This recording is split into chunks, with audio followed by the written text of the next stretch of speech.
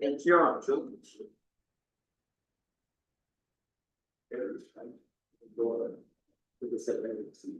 Sit right there, right next to Gina, and say your name.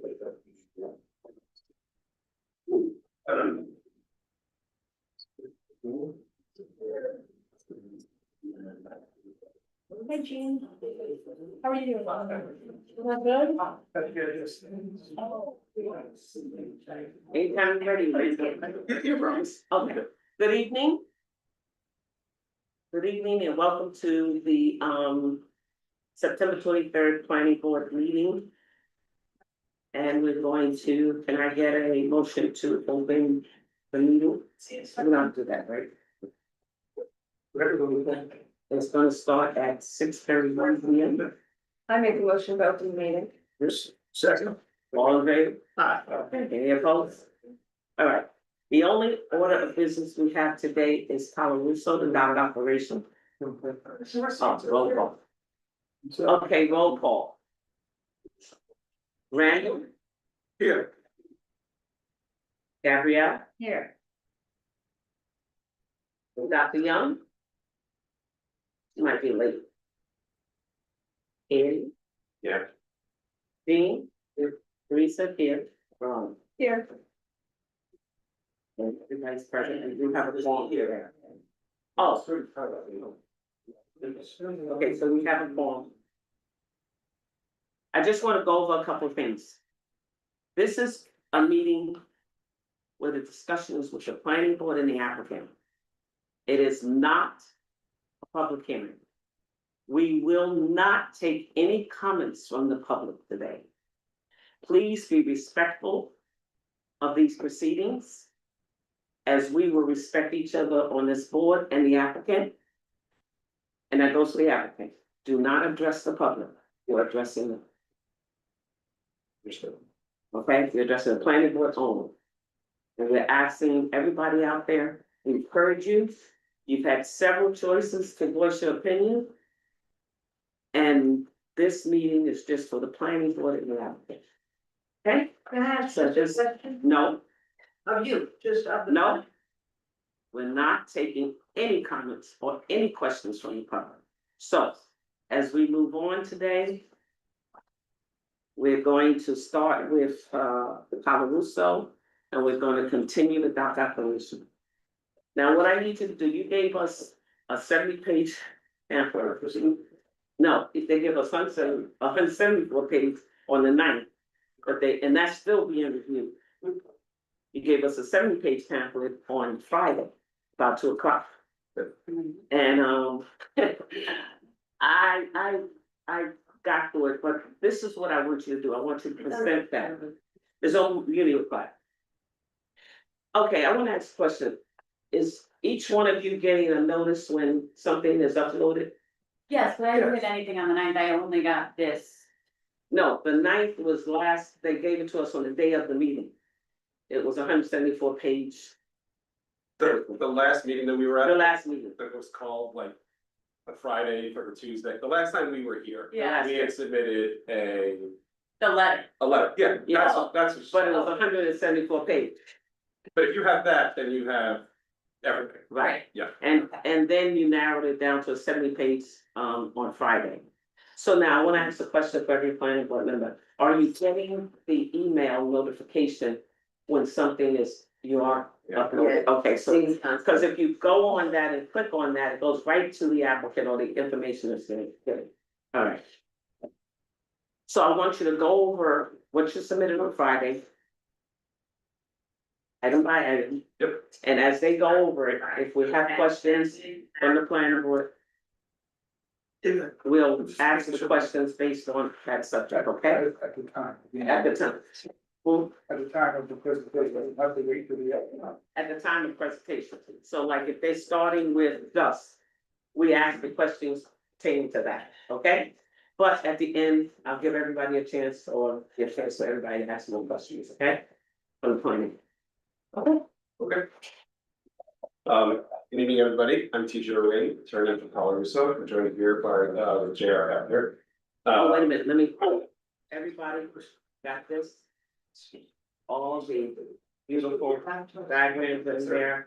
And they gave us also remnants of the dock and the operation, sorry. Sorry. Okay, go right ahead. Okay, so the purpose of this was to respond to the comments, questions, and public comments that were raised during the two public comment periods this year.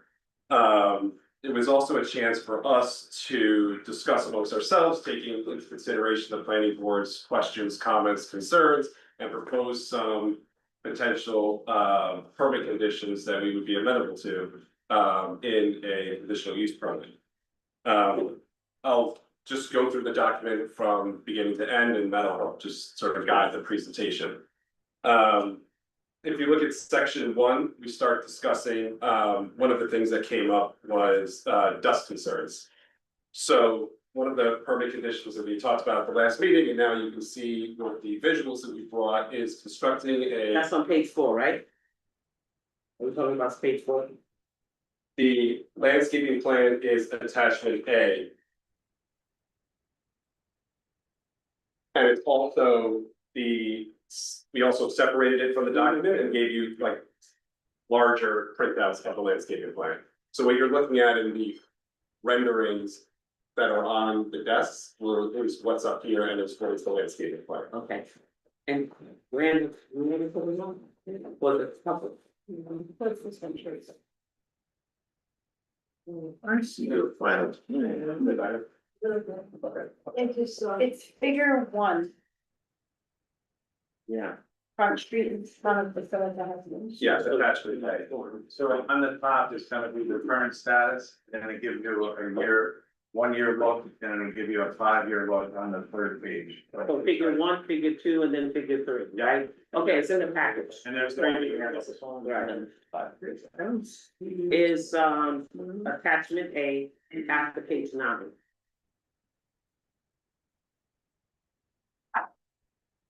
Of the letter of the planning. Of what he sent on My September 19th yeah. letter, it should be. Yeah. Like the 10th PDF page. Well, it'll start on the next 10th, so. You I think you might have to. Rotate, It's so. right after page. Same. It's right after page 9. Absolutely. I have it here. It's It's attachment. Okay, here it is. You need the notes.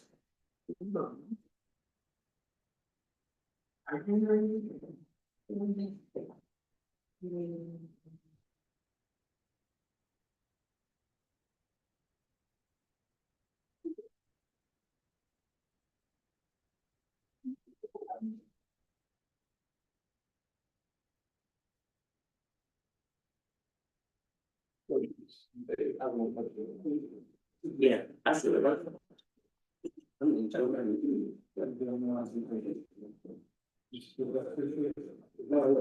Your landscaping or your landscaping or dust, which one is that? What issue is this? This is the landscaping plan Okay. for purposes of dust mitigation. Okay, that's it. Yeah. We still waiting for. There you go.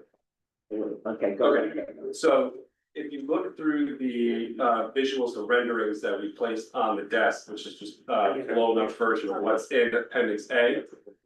You'll see that there's photos taken from 3 viewpoints. The first is from directly across the street, the railroad tracks to the east. You'll have a rendering of current conditions, a rendering of what the plan would look like in 1 year from now with growth, and then a rendering of what it would look like in 5 years. You'll notice, so this would be the viewpoint from across the street, facing west, facing the Hudson River, across the railroad tracks. This is then in 1 year from now, which also contemplates the fact that one of the other conditions we're gonna talk about is putting these slats in the chain link fence. Number 2. That was also discussed at the last meeting, so you can see that in the rendering here as well, plus some additional growth. Another condition that you will see in this rendering that we included for a full picture is the vine growth and vegetative wall that is going to wrap the existing salt building. And then this is the same vantage point, but this would be 5 years of vegetative growth. And you can continue to go through the other. Yeah, so this is from the south, so a little bit further down that street, looking, I guess this would be northwest. At existing conditions with the clear chain link fence there. This would be with 1 year with the sliding chain link fence, some vegetative growth, and the vines on the building.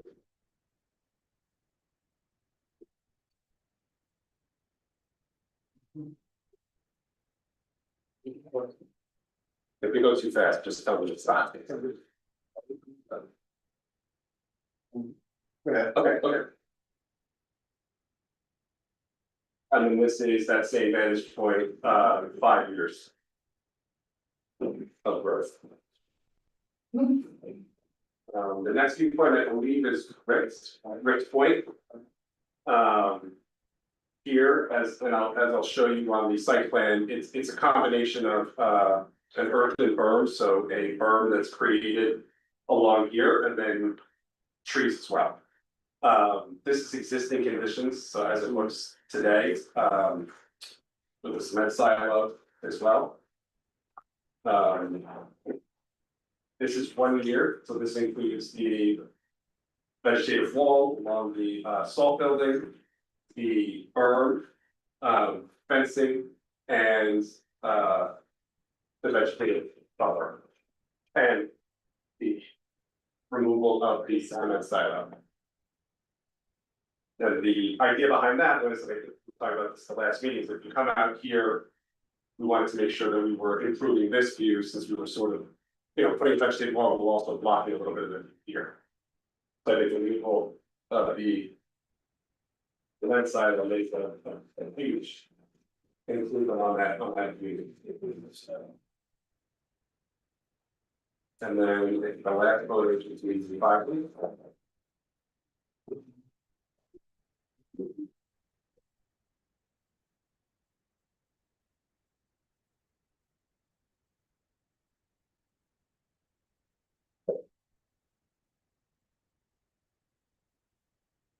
Can I ask a question? Now, on the very end, that's where the barges come in? Yes. So you can still see the loading of the barges? Yes. Hey, is it okay to ask a question and? Yeah, we can. I didn't know, Yeah. Can we go back to the binding that you're talking about? I just have a few questions about that. Number one, with that steel, right? Is there some steel on that building already? Okay, so would not the binding possibly create in the future more rot? More deterioration of the cement and a variety of other things on the particular building over time? I wouldn't believe for the concrete, or maybe the steel. Cause I'm wondering if, you got vines that are intertwined and growing this whole like biocolonization, so. I would think that would cause more deterioration to that building, which would create a need for sooner repair on the building, which you don't wanna do at this point, cause it is quite costly, because using a different kind of product would be better. Right. So I'm just wondering if that is the best thing to use to also camouflage, because then also you've got that vinage on there as well. You're looking at vines creeping in, whatever damage is already done, creating more damage, and probably gonna create more pestilence and more rodents and rats coming that way too. Actually, that's a good point. If you look, it looks like the trees are covering most of the building already. But you don't think like plywood to cover, especially the areas where it's missing there, and then it will provide a better surface for the vines to grow on, rather than just on the steel, because right now you've got empty sections. And now you're saying the vines are gonna grow over those empty sections. You mean like some kind of trellis? Yeah. What would be, why can't this building be taken down? Steel, those are something else to Just have a barrier, and a barrier in general, part, I think is one reason. Supervision. could you take that down and put something else up? No, or they could maybe use a different product, maybe aluminum, steel or something and do a sealant so that it's tightened as opposed to doing some kind of vining. And it might be cheaper for you than to do the actual steel, which I know is quite costly at this point. Can you do But dissimilar another metals? product. Can you do dissimilar metals without, without rotten We can look deterioration? into that, but I mean, if it's a visual you're after from the park, we can look into, see what we could do with that side. Yeah, and I mean, it kind of is belt and suspenders, because if you look at some of the later growth estimates in the 5-year rendering from Rick's Point, a lot of that is covered up by the vegetation anyway, so you can only barely see the vines. So, it may not even be necessary at that point. But we can certainly look into whether it would cause the building any more harm than. Yeah, because that's what I was wondering, if you might have to take it down sooner, or if it's gonna create more of an issue with more, I call them pestilence, but more of those critters. Coming your way, yeah. Unwanted guests. And Or it But might there's a fall lot down. of unwanted guests in humans, so I'm not gonna put that in there sometimes. And it may cause it to fall, right? Rodents, no, I think it's a pretty sturdy structure, but I think over time it will cause further deterioration and cause, more leakage and more damage to what, you already have stuff up there already, and it's sort of, the vines are gonna creep into it and then lift things up a little bit more, and may cause more damage than what you already have. That is my advice. What do I know? it just kind of seems like Band-Aids on the building. And even the roof, is showing signs of rust now. And, what is it gonna look like in 5 years? It's gonna be more rusted, and that's gonna start to deteriorate as well. I mean, I think we should be more forward thinking and look at some more permanent solutions so that, you have a building that just doesn't become an eyesore in a couple of years, even though it's a hidden eyesore. You can still see the roof and the rusty roof and all that. I mean, if you're gonna do something, I just feel like permanent solutions might be a better way to go. Probably need some expert. Yeah, Opinions on that, yeah. The vines look good, it covers it up, but she did bring up a good point about, additional damage. Yep. It was suggested using a material underneath it, that's like a trellis or plywood or corrugated. What do you call that, corrugated roof and stuff. To prevent it from attaching to the original wall, so it doesn't cause any more damage. But the vines look good, it does cover it up. I don't know where you got your renderings from, or your landscape person, maybe he could advise you, she could advise you as to what to do to prevent any further damage with just the vines. A lot of them might be quite prohibitive, that's. So, we look into that. And then on the front side, it shows the slats in the fence that was requested at the last meeting. Yes. Is that an existing fence or would that be a new fence? It's existing, so you would just put the slats in it. Right. And then behind that would be a berm with trees, shrubberies or anything. Okay. In the east side, there was not a berm, there's trees. Right, and then there was a issue about the floodplain, whatever you catch in, you gotta take out. Yeah. How would you handle that? On the site plan, you mentioned, I think it was mentioned in our last meeting to, we could work out of the retention pond. Retention, huh? Yeah. Yes, So they can decrease the size of that and just build the berm out of that. after that. Yeah. Well, I have a few questions about the landscaping, but if we're going in the order of this proposal, could I go back to the first page? Yep. Great. I still have a real issue with this wording, that you are maintaining your position that the planning board scope of review under the city code for the application is limited to imposing additional conditions relating to the bulkhead repair. Where are you getting first page? I'm on the first page, yeah. I just wanna say once again, even though we've covered it, that the conditions that we are going to impose are related to the entire dock operation. So once again, it's frustrating that this is being mischaracterized. And then later in the same paragraph, you say furthermore, Culruso has constitutional vested rights stemming from its status as a pre-existing non-conforming use. that is not accurate. And I think that's been said a few times, and I think we should get this clear. You lost those rights to a non-conforming use when, It's not true. okay, well.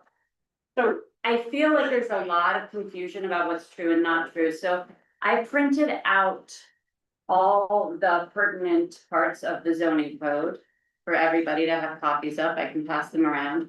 I underlined what I thought was important. I'm sure I missed a lot of stuff. I also printed out the common council talking about the zoning code, the audio that was shared with us, so we can look at that. But I think we need to get this clear before we move on, because we're talking about these little details and we haven't even agreed upon what our the purview of our review is, so. I mean, I can address that. The first thing, we all know that the planning board is reviewing the conditions of the operation. They're allowed to posture however they want to posture. I mean, that's what their language is. They're protecting their rights for future lawsuits should one be needed. But I think everyone on the board at this point is pretty clear at the scope of the board's review. We've had it in memos, we've had discussions about it. So I don't think there's a question remaining about that. I'm happy to answer it from anyone, but I get the sense everyone knows what they're doing on the board at this point. I'm gonna continue to point it out if it's misrepresented. Okay, Yeah, but I mean, you know. They have an opinion, we have an opinion, and our opinion is the one that matters at this point. Great. It's, so that's fine. As far as the vested rights issue, we have addressed this. I mean, we can go back into an attorney-client session if you want. would you like that, Gabby? No, I think that, isn't that the purpose of these meetings, that we do this in public and all together out loud? I mean, I have right here the decision from the judge in the last lawsuit that once again lays it out. I can read it. Okay, Sure. so neither party's framing is entirely correct. As respondent correctly argues, as per zoning code 325-17.1D, because part of the dock was being rebuilt, the conditional use permit requirement of the code was triggered. And the board is now authorized to impose certain conditions as specified in the code, along with additional conditions on such continued use of the dock, as may be necessary to protect the health, safety, welfare of residents living in close proximity to commercial docks and the public while recreating and using public facilities adjacent to commercial docks. That's from zoning code 325-17.1 D1. Thus, the conditional use permit is contract petitioner's characterization, not simply a permit to non-pro-tum, I'm sure I'm mispronouncing that, authorize repairs already made, but rather a permit for continued use of the dock with such conditions as the board may impose consistent with law. So then if we look at where that comes out of the zoning code, and we then can look at the interpretation of the common council themselves, it clearly takes us through when you repair the dock, it means that your non-conforming use permit that existed in the originally the use was industrial, right? When the zoning changed in 2011, this dock use, it changed to core riverfront. This dock use now was non-conforming. When the repair happened, it triggered the need for this conditional use permit, meaning the non-conforming no longer existed. So that as far as I understand it, those vested rights were built into the non-conforming use permit that no longer exists. So Because, there's nuance there, Gabby, and we've talked about this. So absolutely, the review is triggered, right? Conditional use permit is needed for the whole operation. The nuance about whether they have a right to continue or not, I mean, that's something we can talk about in attorney-client again, but there's language in the decision that you just read, even alluding to that being an issue. okay, so I don't understand how we're supposed to move forward if we can't interpret the code. And in fact, I believe that When you the, are interpreting the code, your role here is to decide whether the operation can continue. I mean, you know, there's some discussion about whether it can or cannot, but what conditions are needed in order to bring the continuance of the operation into compliance with the code? Is that possible? And does everyone else on the board understand what Victoria's saying? So this is a. Gabby. Yes. Now, You speak louder, Teresa. But what I'm arguing with is the use of this phrase, vested rights stemming from its status as a pre-existing non-conforming use. It no longer has, you no longer have that status. I believe that court decision says that we have vested rights from our non-conforming use status. Okay, well, if that's true, I apologize. It doesn't The seem. nuance is a pre-existing non-conforming use is a constitutional right, so no city code can extinguish your pre-existing non-conforming use, which is the reason it exists. So if you exist and then they enact a zoning code, they cannot limit your existing business through that zoning code, your pre-existing non-conforming use. A repair of a pre-existing non-conforming use does not extinguish your right, your constitutional rights to pre-existing non-conforming use, and the reason for that is so they don't have every pre-existing non-conforming use in a city falling down. You should have a right to repair your business, you should have a right to repair your structures, it does not extinguish it. All this did, the dock repair, was triggered a conditional use permit that allows the planning board to add additional conditions on our use, not on our operations, not on the comings and goings of barges and trucks and types of materials, just on the use of the site. Isn't the comings and goings of barges, isn't that the use of the site? No, that's like operations of a site, which the planning board does not have purview over. It's the use of the site, not the business operations. Stewart's doesn't come in here and you guys say like what products they can sell in a Stewart's. It's where the buildings are gonna go, where the streets are, where the exits are, things like that, lighting, signs. Okay. I find this very confusing and the words nuance and like lack of interpretation, don't seem to be helpful because the common council themselves seem to contradict what you're saying, and so I must be missing something because I'm genuinely confused. And then I also came across this, decision from a case that says a planning board is without power to interpret the provisions of the local zoning law. So I'm wondering, is there a route that we can take to get clarification on this? Can we send this to the ZBA? Because the common council seems to have an interpretation of this that's different from the one that we are agreeing upon here. So common council doesn't interpret the zoning law either. The zoning law is what it is, and it says you can issue a conditional use permit for the dock operation if you can find, A through D or F or however many conditions are met. That's your job. I mean, if there's a particular word in there that you need to interpret because you don't understand what that word or phrase means, that, that's an interpretation, but I don't think that's what you're asking. Well, I mean, this is so complicated. There's so many layers to this. So there is, the part of the code that says as such uses existed in 2011, and you said last time that's up for interpretation. So I'm asking, how do we interpret it? There have been many people, including a few lawyers, who have interpreted one way that's very clear and distinct. Those are in the public comments.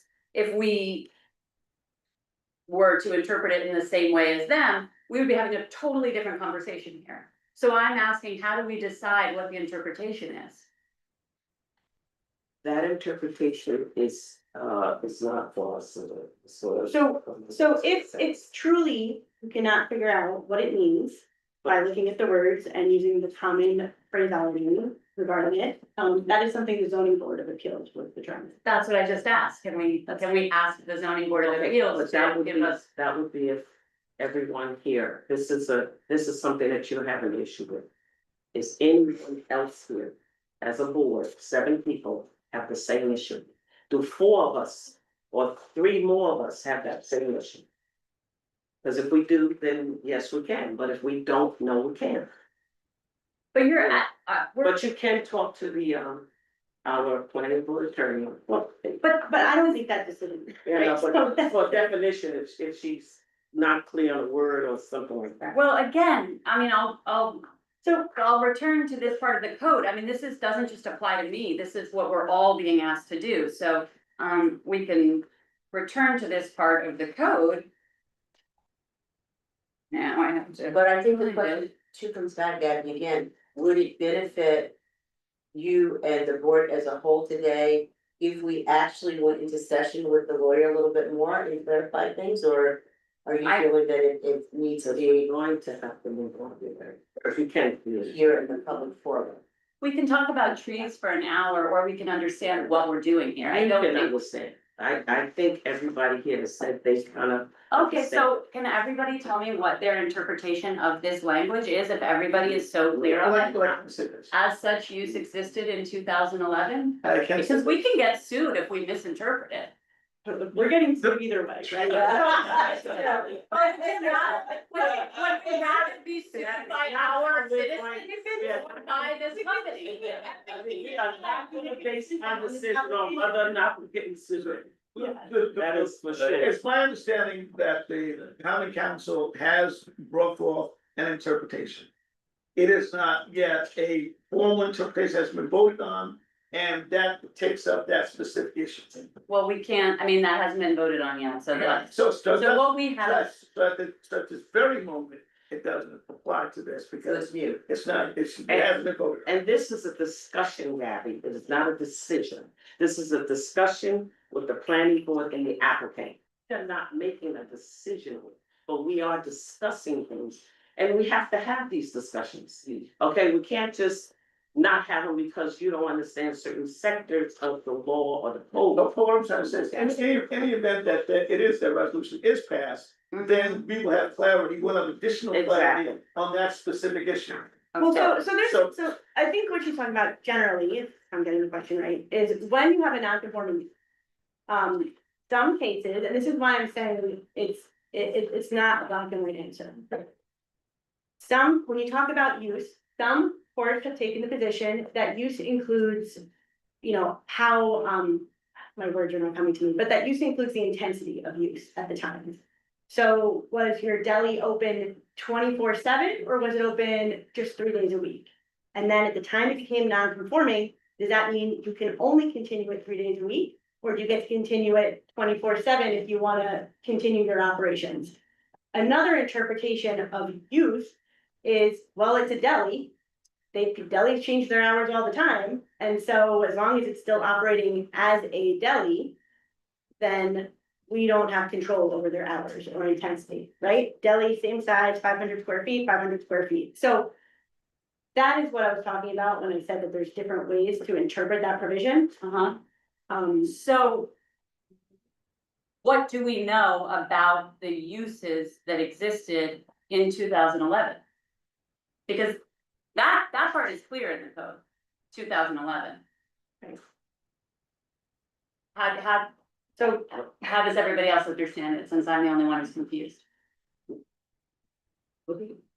How is everybody else interpreting them? Use of the dock. In the zoning code that we're following here to make these decisions and have these discussions, it says very clearly, continuation of existing dock operations for the transport and shipment of goods and raw materials, including loading and unloading facilities and storage of such goods and raw materials and associated private roads providing ingress and egress to and from such commercial dock operations as such uses existed on the effective date of this 2011. Any existing commercial dock operation may continue to operate as a non-conforming use until such time as one or more of these actions or events specified in subsection D above is proposed to be undertaken. Where one of the actions or events specified in subsection D above is proposed, in addition to the provisions of Article 8, and as more fully set forth in 325-17.1 F2, the planning board shall impose additional conditions on such use as may be necessary to protect the health, safety, welfare of residents living in close proximity to commercial docks and the public while recreating and using public facilities adjacent to commercial docks as authorized in the LWRP. So I'm asking, we can argue about the interpretation of the word use and also what was happening in 2011. That is what you were talking about, that the common council will. be- Right, but prior to that, it was a cement plant. Right. And the cement plant was bringing trucks to and from, when did you buy it? 2014. 2014. Right, so 2011, they were carrying cement or whatever raw material Yeah. They were not there. to and from the dock. Yeah. So. The I get- volume of that, you know, Mhm. you don't have any data on, specific data on the volume of that at that time. And that's Right. something that the common council will be weighing in on. Right. Where, because they do have a resolution, but it hasn't been voted on. Right, so what we have now is this part of the code. Right, and what we're gonna do now, we're gonna continue a discussion. Not a vote, but a discussion. And that discussion will continue, and if. Say the common council comes up with an interpretation of the 2011. We will abide by that interpretation, but right now, we must continue the discussion. Okay, is it a discussion? It's not a decision, it is a discussion. But at some point, we're gonna be making decisions and we need to know Well, under what purview those And we decisions are will being know made. that once the common council Okay, weighs in on what you're asking. So, okay. we can't, the common council may or may not adopt the law. They may have, it will know I think what to we, do. we can't consider that. Okay, Right, Right now, we have the code. right now, we must apply the law that's in the zoning. So, I think the question is, was there a dock operation there in 2011? No, was it, there Yeah, was. yeah, there was. There wasn't your It was, dock. exactly, it wasn't their dock, but there was a dock, and they Yeah. were, It was a cement So- plant, right, right? and they were I taking think materials. that is It the was- question that was just asked. And I don't, did they do trucks? Cement Yes, plant? Yes. They did They trucks. did cement dock there. They transported the cement material, raw material, and then there was a road salt company there as well, bringing in, shipping out raw material. So there was a continuous dock operation, just different material and a different company. Right. So, Gabby, going back to your question earlier, if you look at the decision, if you go to page 6, it says petitioners have vested rights in the dock as a pre-existing non-conforming use. That's in the decision, so that's where I believe the applicant's statement came from. Okay, well, thank you for pointing that out. So that is, the realm we're walking in is kind of unheard of, because the way the law was supposed to work is you would come in before you did any changes, right? Correct. So your operation continues, and then any changes are reviewed and either approved or denied without any impact on current operations. It's forward looking. They made the change, which puts them in this limbo. But, you know, the most recent guidance from the court is that they have vested rights. So your role here is walking that fine line between whatever rights they may have in the dock as a pre-existing use and applying the criteria in the zoning law. But those vested rights would be the rights that that non-conforming use had in 2011. Correct, and Right, so it is multiple submissions that it is not unclear or up for, it's.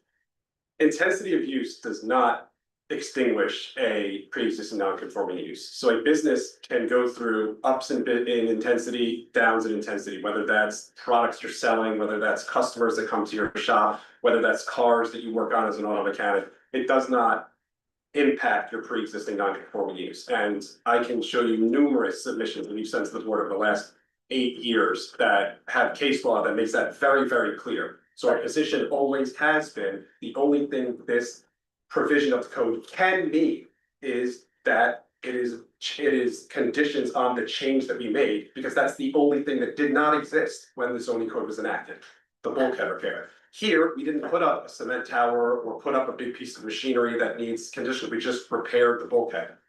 That's it, and that's been our position for the last 8 years, and But it did, Has not changed. but those actions did trigger a review. of correct. the whole So- operation. Correct. Also, in our zoning code, in our LWRP, it does say no expansion or enlargement of the use. So whatever it was in 2011, if you're agreeing that that. I don't know if that's what the LWRP says. Oh, well, I can find that part of the LWRP. Yeah, the LWRP is irrelevant. Yeah, it's a guideline. No, the No, zoning it code wasn't says that adopted by the state. It references, but I don't think it was binding. Right, it wasn't It binding. was never a problem. Yeah, Well, I'm thinking it's adopted now. these It's are, not, correct. We've been using it as a guidance document. in the code, it says consistency review with the local waterfront revitalization program. That's what it says in the code. I know it says it, it's very confusing, we've been down this road, it's come up numerous times. The issue was that when they sent the LWRP up to the state didn't approve it. So the LWRP area is the area defined as being the area on the map approved by the state. There was no map approved by the state, it's, Why is it still in the zoning code then? I mean, I'm being told again and again and again that to look at the zoning code, and I look at the zoning code, and this is what it says, and so you're saying that this is inaccurate? Yes. Well, So, The thing that- Not only that, Seems they- vague to me. It's more or less vague. well, Right. Actions to be undertaken within the coastal area shall be evaluated for consistency in accordance with the following summary of LWRP policy standards. And then in those standards, there are many pertinent details, so you're saying all of that gets thrown out? I'm saying we should look at all of that as a guidance document and we should go through it, but technically. The map, the LWRP area is in place.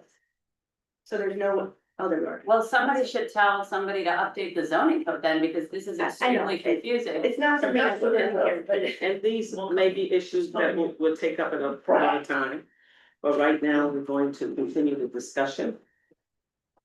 so, I know we were talking about scope. So is everyone clear on the scope? Is everyone? Yes. Yes, okay.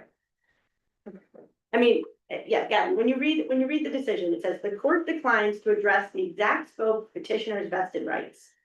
So, So then how is everybody clear on the scope? Don't we have to agree upon it? well, no, we know that they have some rights, but honestly, it doesn't matter so much to your review, because you're reviewing potential conditions so that this can operate in a way that won't impact, you know, the neighboring properties. Yes, yes, so. So- But it also would matter if the uses that existed in 2011 were vastly different from those that we're discussing. You know, if we're spending all these hours discussing conditions to impose, and actually there is this very limited set of data that we can review, because that's what existed in 2011, it feels like we should know that before we waste any more of our time. I mean, this is a very complicated. But I wasn't here- purposes of conditions, I don't think it really matters. Is what I'm trying to get to, is what information would even make a difference? So the conditions are on the use of the site as it is, as the site is now. Like, No, the code but can't- the code is saying as it was in 2011. so if there was something on the site now, would you just not put a condition on it, or was the condition be, oh, you have to take that out? And I'm gonna again say this is the opinion of one of seven, so can I get a motion that we can just move on to the discussion today? Gabby, I don't mean to dismiss what you're saying, but it's going to take up a lot of the time, and we're here to discuss. We're not here to make decisions, but to just get into the discussion, okay? Okay, in my opinion, this was a discussion. Yes. And I'm asking for a decision so that we know what the We discussion don't is have a about. decision for that right now, so we want to continue the discussion. Great, okay. Okay, Very difficult anybody have decisions decisions for that? about this information. All right, so continue, sir. What you were talking about, who was asking the question? I'm sorry, I just one more thing, okay, because I have right in front of me the Common Council audio. Making clear this change to the zoning code, and so in the Common Council's own words, I just want to point out one thing. That it says right here. They would not be able to enlarge or expand under city zoning. The existing zoning that you have does not permit expansions of non-conforming uses. So if we, Correct. No, that is correct, you cannot, the only things that can extinguish a pre-existing non-conforming use are if you expand like structures, or you expand the. I guess the area upon a site which you're occupying by, most codes say by 25% or more. Intensity of use is not an expansion that extinguishes non-conforming use. I mean, even when we were doing the Hall Road, we've been discussing this with the board for like 8 years. So this isn't the first time this has come up, and we submitted We understand. plenty of legal letters explaining that to the board. and other people submitted a lot of other legal letters saying something otherwise, Those aren't so legal letters, it's just public comments. written by lawyers. It's still. And some in their capacity as attorneys, some in their capacities as citizens. I mean, Well, you know, we're just lay people, so I'm looking for all the help I can get in understanding this, and when people who are experts in the area write letters, I pay attention to them, and when they cite cases, I pay attention to that. So it still feels very unclear to me. Okay, so. Any more questions on the dust? Yeah, if we're gonna talk about these details, I do have a few questions. So back to the vines and all of that. So is there a landscape architect that's drawing up these plans with you guys? Yeah. Okay, so they don't have answers to like vines on rotting metal and stuff? And is there an engineer to discuss think- the building and the? I think this is the first time they've heard that, about the rotting vines. I know, I just thought if there was a landscape architect, they would have. I mentioned it last week. Yeah, So you mentioned it last time, okay. This is the first time I've heard. No, I don't think this is the first time I mentioned that. Right, about the vines rotting and stuff. They're Yeah, gonna because get I back thought to about us it in with the that. bio conversation and how. They're gonna get back to us. It's a good comment, we certainly want to make conditions work, so. Yeah. Yeah, maybe an architect or an engineer or whoever to decide what this building can and should, you know, take on and how long that roof is gonna last and stuff like that. So what kind of report would that be? Well, a structural report by a structural engineer about the roof is, that's the only person who could really weigh in on the structural integrity of the building. If that's the issue. Have you ever I studied think that one? would be beyond the scope of protecting residents in the vicinity of the dock. As those recreating public, and the building is just used for storage of equipment. And the use now is way less intense than when it was filled to the brim with salt, and that's really what deteriorated the tin, so presumably the vines, I think that was the thought process, would have less impact. But we will. But if it's gonna continue to rot the building and the roof is gonna start to cave in, that has an impact on the residents and their use of the Absolutely, public and the park. city has a code enforcement officer that can come by and building inspector can come by anytime and review the building in compliance with the codes. Rodents. Right, but we can also ask that there be a review of that building and then we could, Only the code. Is there enforcement an officer. alternative you'd like him to look at, an alternative design? Well, I mean, you know, you could find somebody that could patch, they could do aluminum with some other kind of product, and do a sealant on top of that too. So it's not gonna be that expensive that you have to do steel or whatever, and it would last long, and if we're concerned about rust, because metal rust, steel rust, no matter what, I mean, we all have some products like that. And I mean, you could also do some kind of paint sealant periodically, so that the appearance also looks good, you know, to the public eye as well. right, it has to be in harmony with the surrounding area. So if it's getting eaten alive and the roof is caving in, that's not in harmony with the developing waterfront. Okay, so they're So gonna it get is back. under to us. And they are One at a time. Hello? On You're the, speaking. on the roof. The pictures show discoloration. I've been down there twice and I looked, I'm not an engineer or an architect. Do you know? Would you know the condition of the roof other than discoloration? Is there degradation on the roof? We'll get an inspection report. Okay. Okay. All right, so you're gonna get back to us with that. They're gonna get back to us. Any more questions on that? They're still gonna get back to us. All right, that's I- not an issue that's closed. I'm wondering if this slats in the fence. Could there be planting in front of them as well, because they're pretty ugly? Is that a sidewalk? No. We only put the slats in the requested for. Like, yeah, but couldn't you move the fence back and put the planting green on? So that's a dirt road, not a sidewalk. Because in front of the fence. I don't know if that entirely. Oh, that's what's gonna be there. It's right, right, see it. Yeah, that's the right way to use that. But you're moving the fence back was on top of the berm. Cause you're right, potentially. But this, isn't this That's a what road? landscaping was. Wait a minute, everything's hurt. Sorry about that, but isn't that a road? It's the railroad tracks, it's a service road for Conrail, so it's their fence and then it's their berm. So you don't own that portion of it? No, For the no, fence. our property line is. From the fence to the river. That's what you own, but in front of that fence, you don't own it. So we have first meeting about, we should do about slats or something, into it, which they approved and agreed to that, slats, so. And what kind of trees are these? For the most part, they're eastern white pines. And who are you? Kevin Sweet, the Sweet Tree, have been retained by Cal Russo to do the plantings. So is there, Just for the record. is there a list somewhere of all the different types of plantings and? There's white pines, there's gonna be red oak, sugar maples, and spiral willow. But is there a key on this plan? I have. Okay, we'll submit that. If it's not already in the. And the maturity of the trees when planted, I'd be interested in, because it seems like they're pretty little for a long time. You're also scaling that against the building that's about 70 feet tall. So a 16-foot tree is gonna look very small against a very large building behind it. What's the growth of it, the height of the width of? After the first year, 1.5 foot per year. And they go in what height? 14 to 16, they go by trunk diameter, So they're planted at that height. correct? Are there any like specific like parasites, like depending on the species or the genus of the tree that can, that can kind of affect it, then affect the condition of the building from the. Condition of the building, no, not the condition of the garage.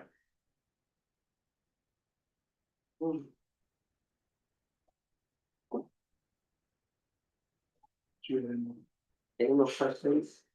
No, back way. Because it's said. Okay, so I believe we went over, constructing vegetative buffer and versus berm, so I'm just finding my place again. We do. The- So again, I'm sorry, can you explain? Yeah, where's? Oh, yeah, the- so, And- of course, so this is a. What page, are you on the page from there? You gotta pull it up on. The site plan. Attachment D. That's this one.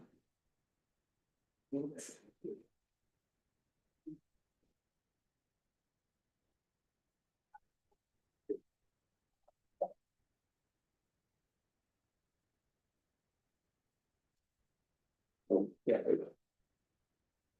So it's not working. D?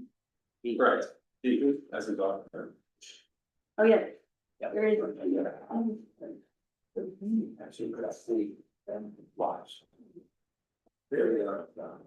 And which one of these is? There is a berm only along the dock and not along the eastern side. Yeah, just along the, yeah, behind here, there's trees. Is there a way to potentially do it in multiplication and just plant the trees on the berm? Get a little more height out of it? Also, this is. Yeah, look at it all. This. Okay, it might give you a little more height and a little more screening by putting them on the berm, and if you put a berm on the east side, it might elevate them a little bit, Along here. Okay. basically right underneath them. I know. And Mike, That's hard. why do you think fence? Because they don't want to reuse or reuse the fence, they want to The use, fence existing? yes, Oh, so they want to reuse the existing fence. Yeah. And, you know, this is a dirt. that's up to the board. Do you have a visual? Is one of these the visual of the bone? No? Yeah. Oh, Right? Looking from this point, that's. Is it 7, 8? Trees, Okay. if you look in Yeah, the picture here, you can kind of see the berm in the background. which number is that? 8, 7, This is the 1 year. 7, 8, number 8, this one. Okay. and so that's the berm.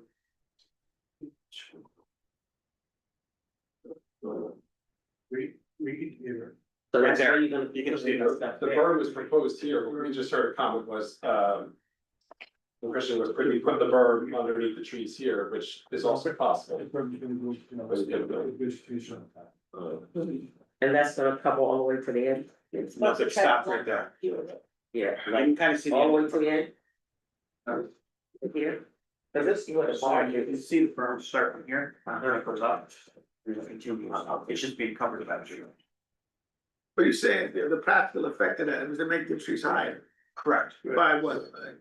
Whatever the height is. Whatever the height of berm, it's a 3-foot berm, and it'll raise them up 3 feet. So the trees will be at night, they'll start at 19 feet. Correct. It'll give you a little more height. I'm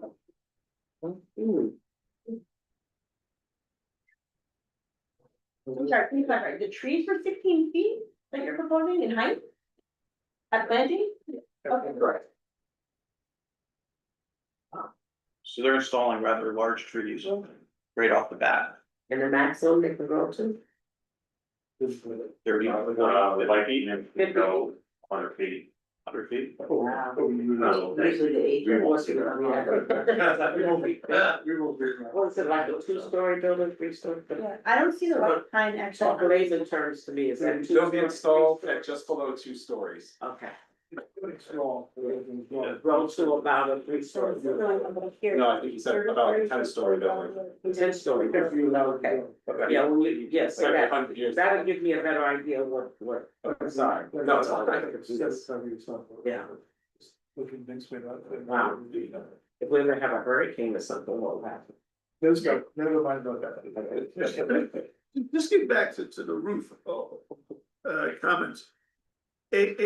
As I'm noticing it, if you look at the overhead view of the roof, you can, go back over here. You can see that it's darker and more discolored and deteriorating toward the end, actually where the erosion is coming by the road. This makes me think that, it's spreading. That erosion is The spreading. structural report. Yeah. They can also paint the roof. A lot of barn roofs get painted, they're gonna Yeah. rust. Any metal roof over time, especially an older one's gonna have rust. Yeah, absolutely. So, maybe it's something to consider painting the roof. After you do your inspection. Right, so. And I think that's what I'm saying. Any questions? And something, the inspection that will indicate the expected lifetime, remaining lifetime of the roof. We'll get an engineered report. Okay. Any questions? I mean, planning board. Dust. I can have an question for the applicant. Where you going? You were proposing paving the lot, is it still in the We're work? on Dustin. Yeah. That was the next condition I said you fixed. You were just talking about dust and they were gonna move. Oh, no, I haven't finished. Okay. Yeah, there's two more things, items to talk about with dust. One is the best management practices plan Right. that we submitted, that was attachment B to our letter. The first section of that covers the best management practices, to control potential dust impacts from the site operations. And that was saying that you were gonna water down the piles. I can just read it out loud. Yes. So the best management practices keyed in specifically for dust impacts would be the trucks hauling to and from the dock shall be kept clean of any loose material.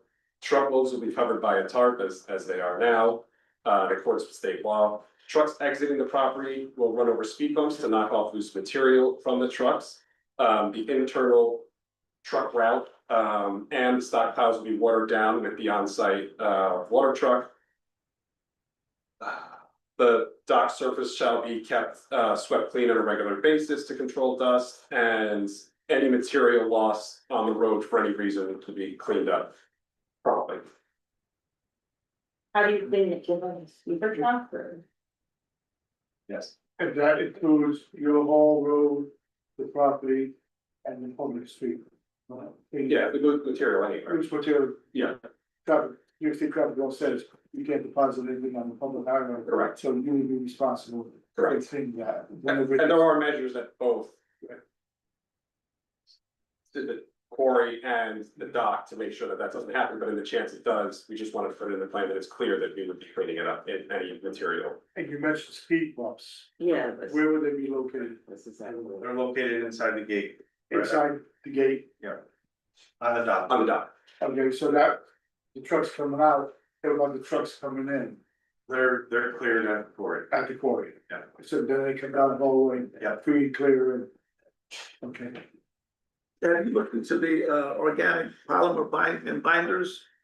Those like sort of chemicals that they usually just instead of water that aggregate the dust and sequester the dust better.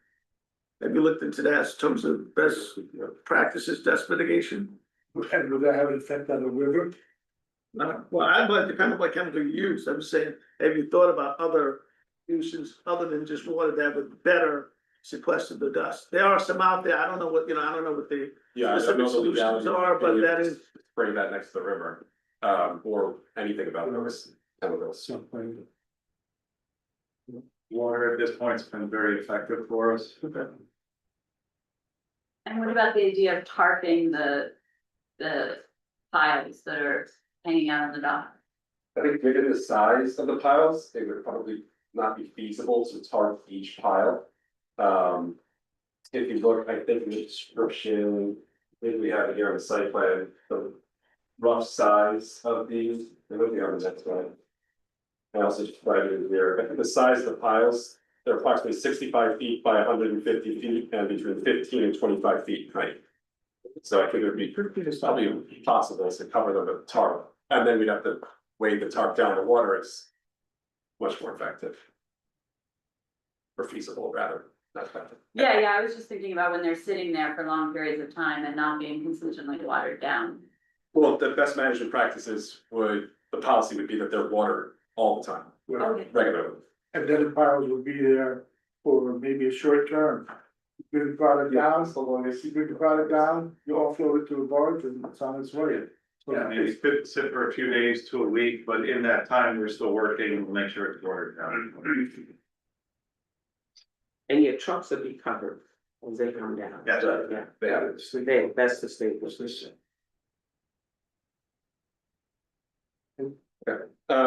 And then lastly, on dust, as we've discussed, paving and then periodically resurfacing the currently paved area of the property.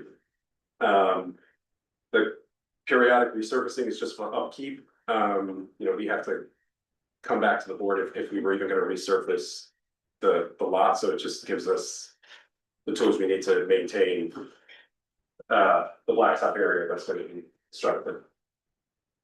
And the blacktop area, you're gonna repave it, so it mitigates the dust and dirt. Is it necessary to come back to us to resurface it in 5 years or 10 years? Or you just go I ahead, mean, I as regular maintenance, you just go ahead and fix it? to avoid the situation, I think we just decided the condition was to implement it, but then also to maintain it. I would consider regular maintenance, Regular maintenance. we're not doing anything new. If we put that in this resolution, that could be so like, just regular maintenance, or they have to come back anytime. They do anything to the lot, like Well, I mean, surface.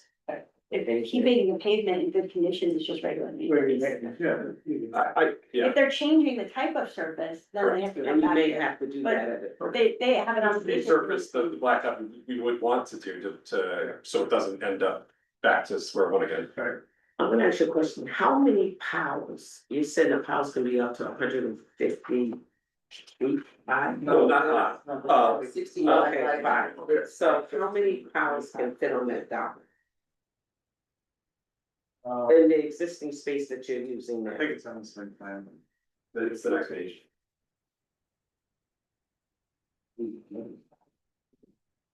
And again, obviously depends on that estimate of size and pile was just.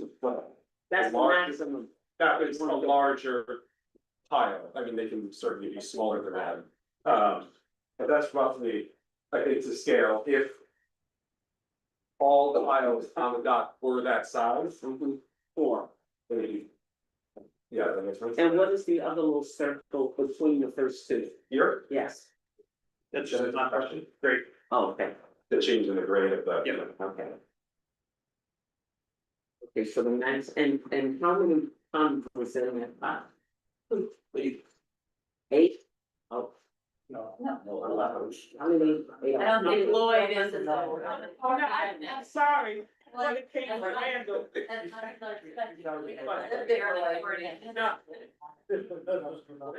about it. Barges are at 3,000 ton or 8,000 ton.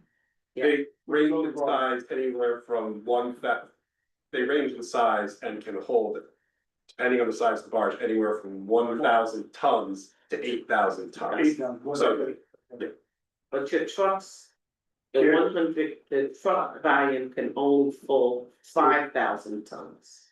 roughly, Okay. So if you leave, if 4 of those was on your dock. Do you know how many tons would that? Well, be? we would have, we would know. Because that explains the operation. Yeah, this kind of just points out, how it would look as, it would be filled. Now, these all might be different sizes and shapes depending on what the barge is, we're just trying to give you an idea of what it looks like, filled up. Do you have to move them twice? Let's say, like, if that's, the pile that would be the furthest and kind of, yeah, that for the, you have to move that obviously again, closer to the barge. Or you can't load it from there? Yes, it's not gonna be the most opportune way, but you can load it. So you have conveyors that are that long? to No, be able you to- just have a loader that picks it up and brings it to the hop. That, okay, gotcha. And then how do you get the orders for the barges? How do you know what's coming in? So you have enough product there. It's just done on a daily to a weekly schedule. So you got 1,000 ton barge coming in. You'll have a pile for 1,000 ton. Yeah. Or versus 8,000 on Wednesday, you'll have 8,000 there on Wednesday morning. Or we'll have a portion of it down prior to loading, Right. and then as we load, we'll bring the rest down. That really varies. Now, is it my correct understanding that you won't have trucks waiting and lined up? That you will use some sort of, I think we addressed that in. After the discussion about truck emissions, when we left the meeting. right, JR had come up with an idea to put in the best management practices plan that trucks, so if you can see here, this is the whole road. right, And then they go onto the city streets and there's a truck there, and that's the railroad crossing. That if a truck was stopped at the railroad crossing, he would radio back to the other truck saying, hey, I mean, if you're at the dock, you'd know, but if you're on the haul road, you wouldn't. Cause you can't see as you're coming down, and then the trucks would either stop if they're coming towards the dock at the end of the private haul road, or just stay on the dock property until the train is cleared and then go. And that'll alleviate truck buildup, which. right, so you never have 2 or 3 trucks backed up waiting either Correct. to exit the. The point would be to avoid that. Okay, And where does your dock road end? City Street. On the west side of the railroad track, or on the whole road side of the railroad track? Oh, sorry. Roughly here, I think on a map, it's There's more here, this is. well, your gate is farther down by the trestle. So where's the trestle? Yeah, I think this. Okay, and you have a gate there. The trestle Oh, part, Okay. So the road is, the city street is farther north. Correct. I was way up, where the old salt pile used to be. Yes. so you wait, There's no scale there that they used to weigh Yeah. at. So that's where the street. Right in that area. so you, oh, sorry, okay, What's that? no, you can, Yeah, done. so you weigh the trucks coming down.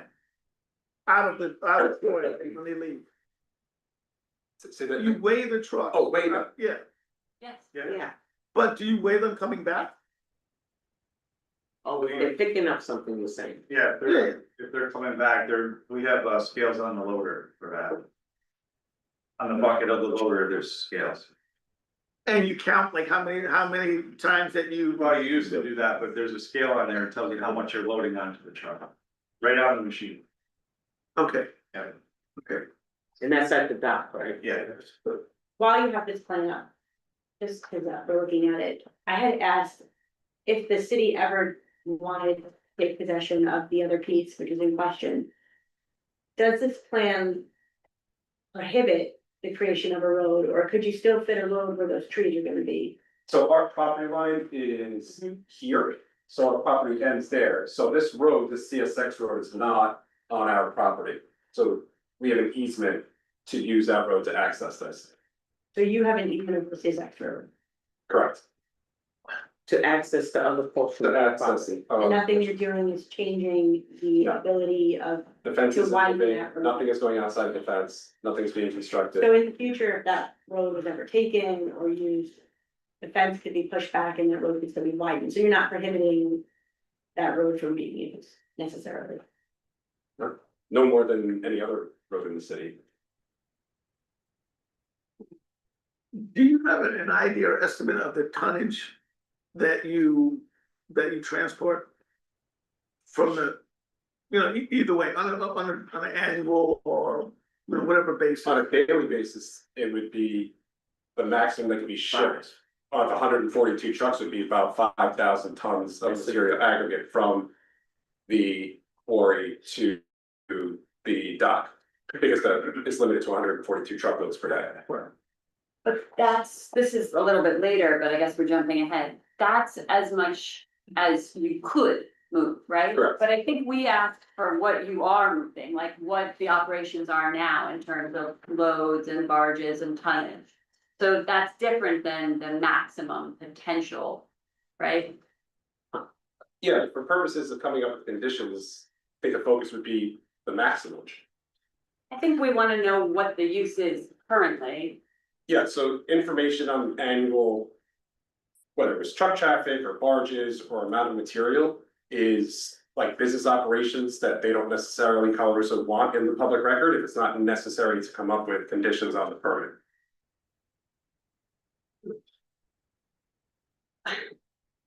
Seems like that's important information. For us to have, I don't think it's gonna come to this thing, right? You just said. but I don't understand. Again, like when everybody else comes up here with a site plan and application. We have all the details about their business. So that we can understand how the site is being used and we can make sure that our, decisions and questions are related to the use as it exists now, not as it could exist under the law. What Excuse me. what you do varies, am I right or wrong? Correct, Okay, yes, so it's not a set amount every day. yeah, I think so. You should be basing your conditions on like the worst possible scenario, right? You want to know. What is, if they were operating at full capacity every single day, is this condition sufficient? And that's why If the they truck operate study, less than that, then your condition is already gonna take care of it. right, And that's why on the page truck study. 3, you did say, on page 3 of what they submitted, they did give us some idea of. With your trucks, if you went to the maximum of 142. Correct. Your trucks would only be pulling approximately, But you said 5,000 tons, but you had said 500 tons? No, 5,000. 5,000 tons. Of, and you could pull, barges between, 1,000 ton to 8,000 ton. Correct. So some of the larger barges would take more than 1 day of material. Right, so that's what I saw it as, if you had an 8,000 ton barge there, it's gonna take you more than 1 day.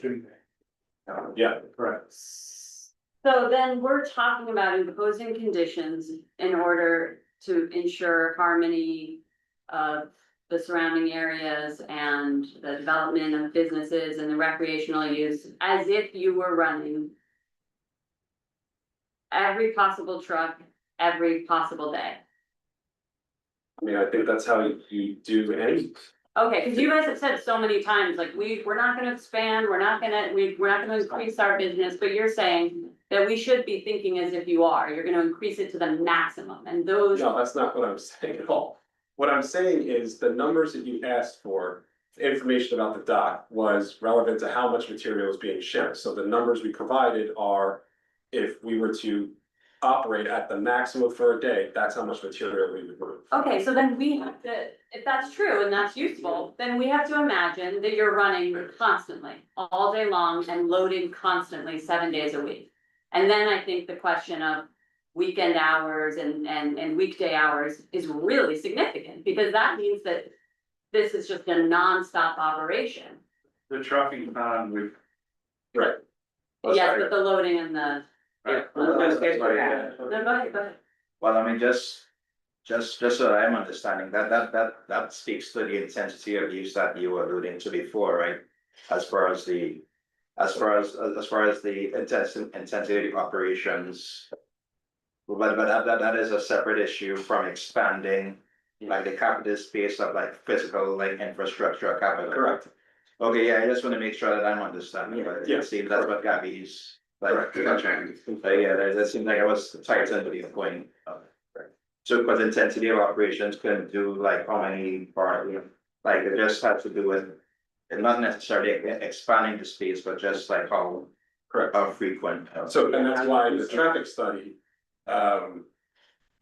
took a worst case scenario day, so they looked at truck volume and said, could you do 284? We said that would probably be the maximum, and then use that to see, would the truck traffic have an impact? The noise study did I hate the term worst case scenario, but a scenario that would be the most noisy at the site, so and most intense operations that could possibly be.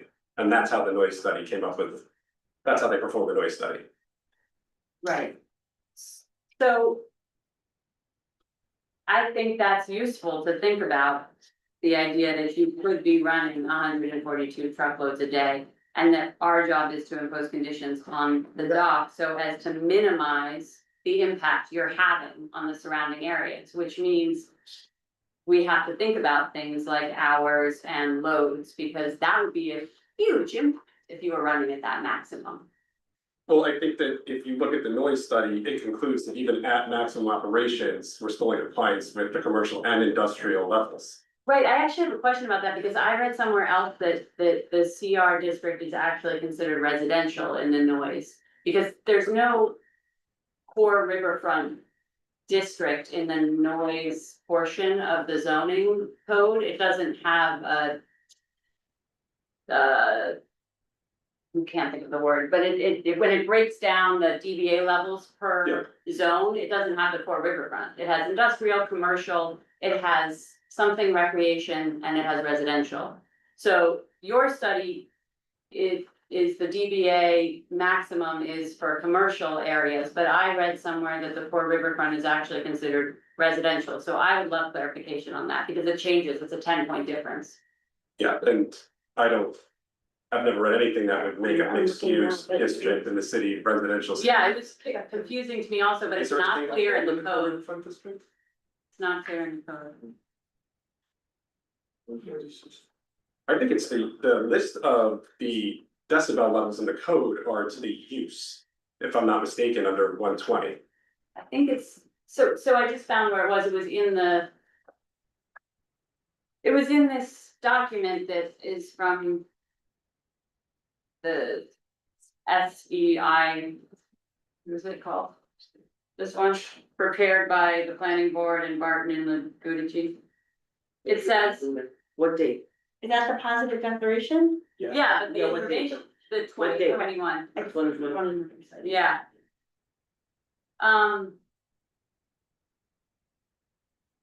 Per the city of Hudson zoning code attachment 1, the core riverfront and recreational conservation zoning districts are included on the schedule of bulk and area regulations for residential districts, establishing a base noise level of 55 dBA. And the noise study that you guys did was 65. So that is a little confusing and I think needs to be looked at. Well, that SCI, that document was thrown out by the courts because it was completely invalid and incorrect and illegal. But that doesn't mean that all the information in it. No, not at all. But I also don't, apart from that, read the zoning code and agree with that statement. 120 doesn't list, here's all the different zoning districts within the city, because the zoning districts can change. It says here's the category of uses, and a use is subject to that. So if a mixed, for commercial properties across the street from a residential property, the commercial property is going to have commercial use decibel levels. Okay, well, So it's not conceivable that they would make a mixed use district and then subject the mixed uses, the commercial uses to residential standards. I mean, I'm looking at the core riverfront district, and residential uses are not permitted in that district. well, I mean, I'm just looking at this that the planning board wrote, so it'd be cool to So another- understand what that means, but the point that I was making. Oh, I guess you can have multiple dwellings, but that's it. The point that I was making is, we're talking about things like hours of operation, right? And we're having these discussions and we're saying, well, you know, are you down there on a Saturday morning? How bad is it? Or what time does the activity get started on a Saturday? Based on what's going on there now, which is that sometimes there's nothing happening. Sometimes it's you know, a couple of hours of operations there. But you're saying we should be considering the fact that this could be operating at a maximal level. No, I'm saying that our studies consider that we would be operating at a maximum level. Only you guys can tell each other what you should review. I'm not, And we're getting to that those points. yeah. Yeah, but when we ask for when we ask for numbers like, how much tonnage are you moving per year? you're saying, and in this Oh, doc, what I'm saying is just that that information is irrelevant in coming up with conditions that are necessary to protect the public and to protect the residents in the vicinity of the dock. well, I And they totally. can say agree with whatever that. they want. They can say it. It's, the conditions are to the impacts, the board has identified noise and dust as an impact, and we've just put together a list of mitigating measures to address those. I guess I'm not understanding this, because if we have the set maximum, why wouldn't we make a decision based on anything other than the set maximum? Because there's gonna be times when they're busier and they're slower, so them giving the information of how much they're moving today. Like, I never really even put much consideration into that, because that could change next summer. Maybe there's gonna be a housing boom, you know, Which interest is rates go why- down, so I don't really understand why we're having this back and forth. If they can have 284 trucks, they can have 284 trucks, whether we like it or not. So we should set our conditions, and I have always been the entire time thinking, okay, how would this make the most sense if they're always operating at maximum? And that. Well, they can have that's 284 trucks as per the haul road permit, but that doesn't mean they could have that many barges worth of material being loaded at the dock, because they don't have a permit for that yet, and that's what we're discussing here. So if they're saying to us, we're We gonna can regulate how many barges they can have, that's. First of all, barges aren't even in the city of Hudson, so the No. planning board has no purview over the Well, the barges. loading and the unloading of the barges and the moving of the material is happening on the dock, and that's what's under review. So, The use of the dock is what's under review, the operations of our business are not under review by this planning board, and we've said that for 8 years. And that's our position, it's not gonna change. Well, one quick thing, we're industrial use. We agreed on that, correct? Okay, so 70 decibels in the code is industrial use. okay, well, then the planning board I in this just- document got it wrong, I guess, but I'm You'll find. reading from. Well, that document also told us we have to subject the entire dock and the haul road to seeker, which we told the board they cannot do, and the court agreed and threw it out. So it's not as if That all doesn't of the mean that- legal arguments we're bringing up to you guys are just made up for our benefit.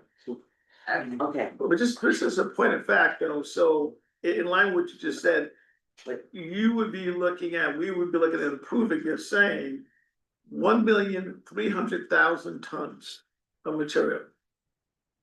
I don't understand what you repeat mean. that question. No, you'd be approving the use of the dock, and not approving. No, I'm just saying the tonnage that you would be doing based on 262 days, working days, which would be what's on the whole road, working at a maximum of 5,000 tons a day would be 1,300,000.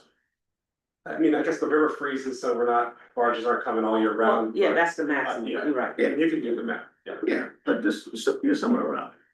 I'm just saying, just for the overview of what we're talking about. Now, Drew.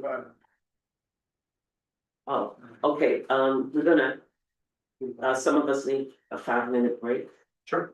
Okay, so, it is now 7:53. And we'll come back at 8 o'clock. 8 p.m.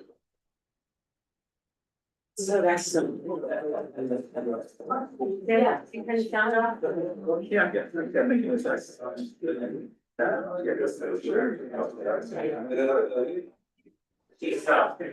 Now you see why I go to. Yeah. I can do it. You've done, yes. Okay.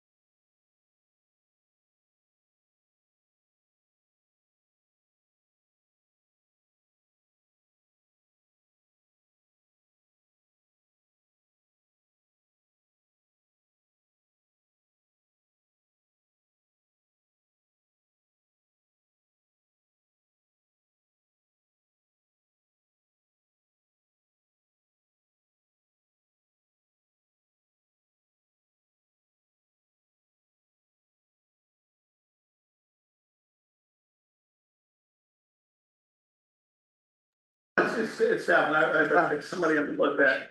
All right, we're back on. Okay, It'll come to this, it'll be coming back on, but we're on. we're on. Okay, we're gonna resume the meeting at 8:02 p.m. All right, so we're gonna stay focused with the information that you submitted. We're gonna go through that stuff. We're gonna ask questions for. We're gonna stay focused, so that, get through this and hope that we can finish by 9 o'clock tonight or stop at even, because this is a discussion. So we will be using our hard stop at 9 p.m. Okay? All right, thank you. Or before. Okay.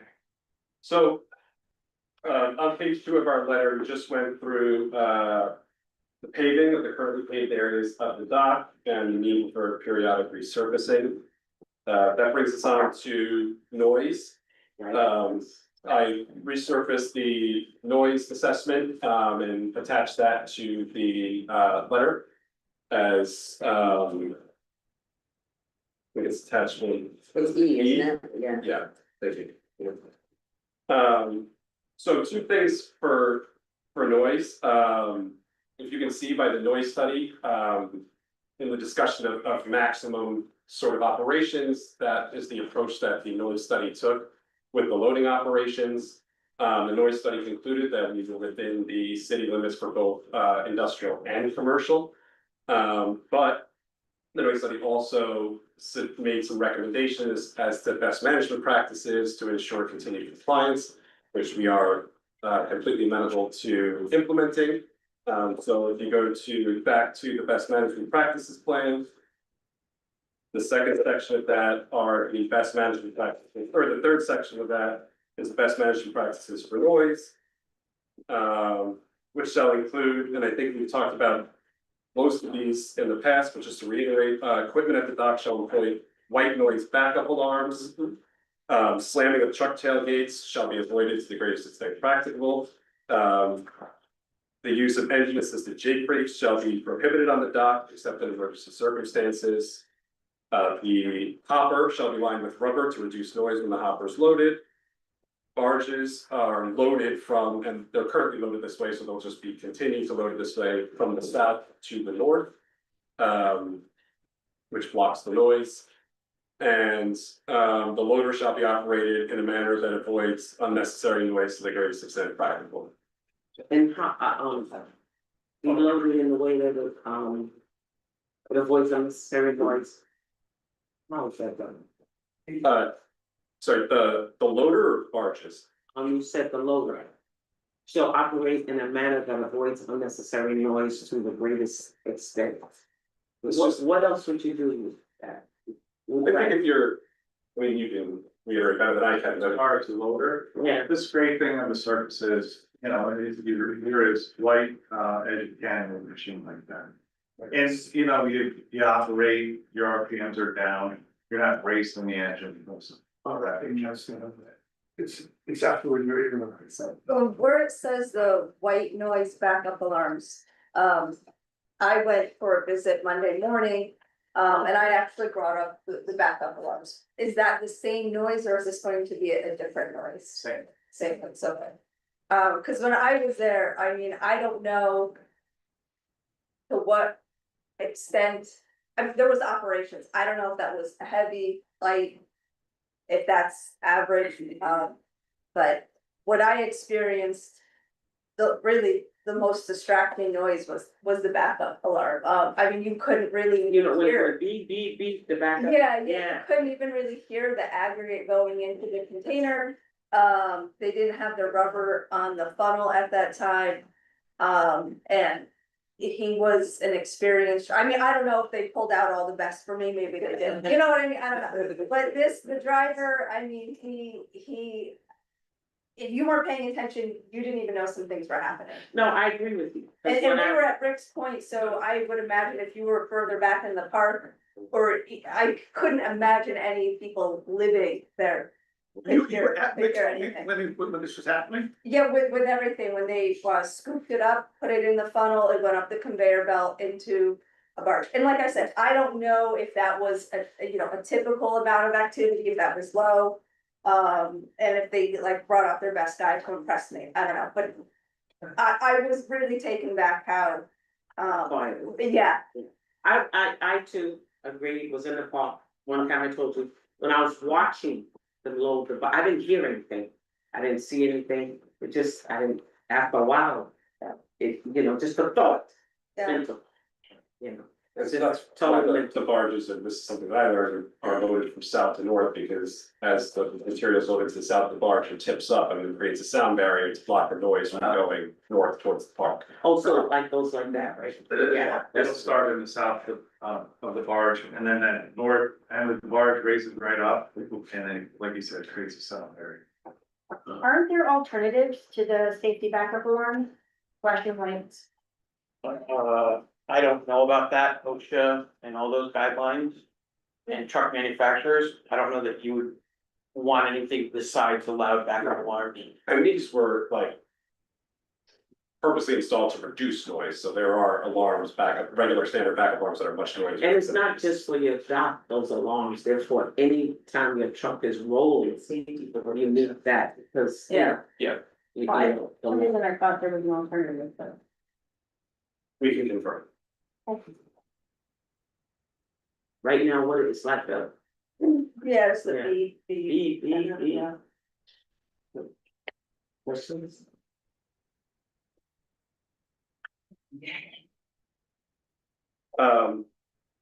Also another sort of mitigating measure would be, I mean, it's not a lot of noise, but while we're addressing noise, we could also be, conveyor is now powered by a diesel generator. So that could be converted to just steady power from the grid. And then the generator would just be used for backup power purposes. And that would, Are you suggesting that? yeah, it's in the proposed conditions. And the second noisiest thing I found, and it was kind of like a mind numbing grumble was, I think he told me the water pump. The truck that pumps the water, so I don't know, like I said, overall, really, it's not noisy, right? But if I had to pick out the things that were the noisiest, so I don't know if that's something that could be upgraded. You know, maybe a new engine or diesel engine for it or something, again, like I said, if I had to pick out the noisiest thing, it was the beeping and he explained the water truck isn't always doing that, it's like twice a day or something like that, so. You know, if I had gone maybe an hour later, I wouldn't even know if the water truck existed.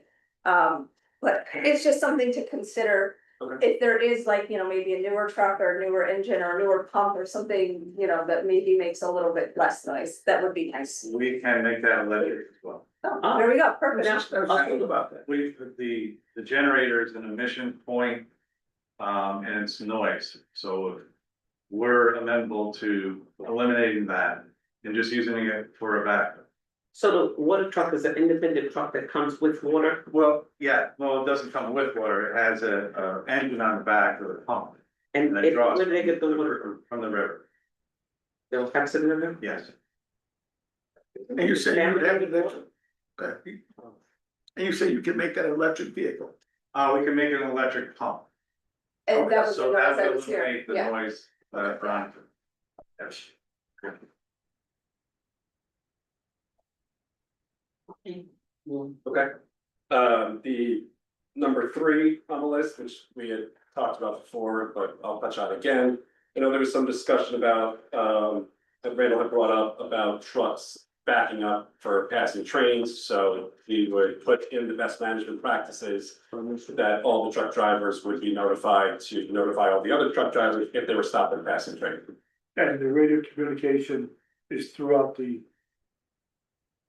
Throughout the business, all trucks, office, dock, everybody's in communication, Yes, correct. Yeah, the trucks are gonna be through CVs, yeah. okay, so that'll be the first, and then the manager at the dock will also. And what about the quarry? The quarry wouldn't really need to know because it's a 5-minute delay, Okay. and as long as the manager at the dock knows Those, and he follows everything. And that way the drivers can stop on the hauler before they can get to the city. That's a great idea. Any questions? Number 4. Similar to the haul road permit, loading and unloading shall not occur on major holidays, we should define that as same with the haul road permit. Being New Year's, Memorial Day, 4th of July, Labor Day, Thanksgiving, and Christmas.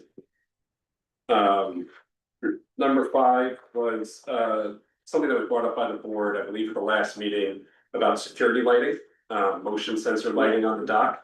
So we've added that to the plan. I know that Christian had some comments on the plan, which we're going to address, to put the photometrics on it. That'll show the extent of the lighting for the cast. And a policy to keep the gate at the property locked during hours when the property is not being used. Number 6, as you saw in the landscape renderings, because they're on the north side, we're proposing vegetation there to improve the view from Ricks Point Park. We'd be amenable to taking down the cement silo. As we said, it's not an operational piece of business, it's just been there since the property was purchased, it's not used. Personally, after going and looking down there, you can't really, I don't know how to say this right, but when you're looking out, it's a great view. And then your eye just kind of gets sucked to that silo. Yeah. So I personally think it would be great to tear that down, and then there's just like so much less distracting there, and it would open up the view, so I would love to see it taken down. Yeah, and it really shows it in the pictures of the before and after, those things that Christian have there, how big it is. Or how much it takes up of that view from Ricks Point. So we're calling the other board members if they want. Questions? Regarding Do you have anything that counts your trucks? Currently, other than your logs? Is there like any sort of electronic devices that tell you how many trucks leave the wall? Is it answer or leave? Each truck has a ticket. When it leaves the work. Right. Some are customers, some go to the dock, some are deliveries, there's a.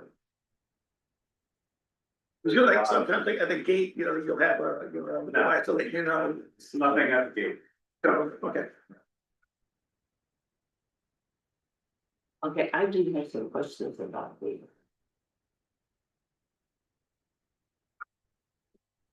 Are we still on number 6?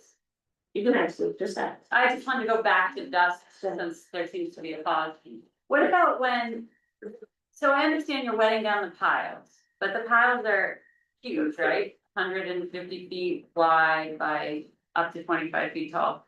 So are you wetting them down in layers?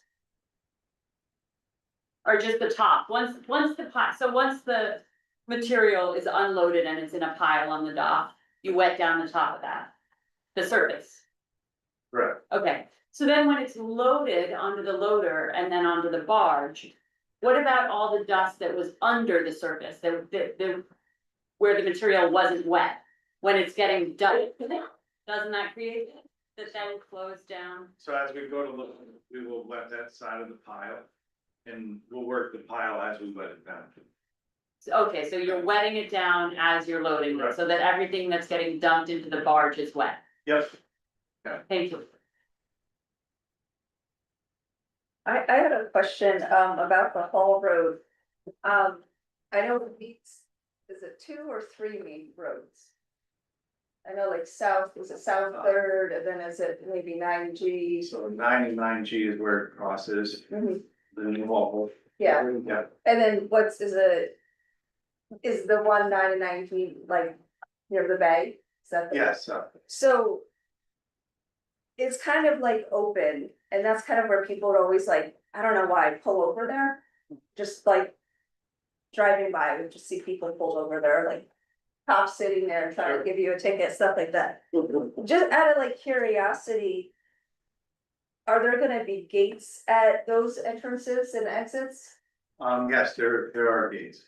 And then are they only closed at night or in between each truck? And At So night. we'll open them up in the morning, say 7 o'clock, we'll close them. Not all in. So what happens like if somebody who's unfamiliar with the area drives on one of your roads? We help them to get off the road if we can, or they just cruise through and we don't catch them. Okay. Will you be able to see, you have nothing that can tell you that, other than visual. Just sign it. I think there are signs that say private. But I mean, I see people see a sign say one way and they all only going one way, Yeah. but they're not following the light. Yeah. So. Okay, so I'm saying if they are on the road by accident or by purpose, you won't know that unless someone visually sees it.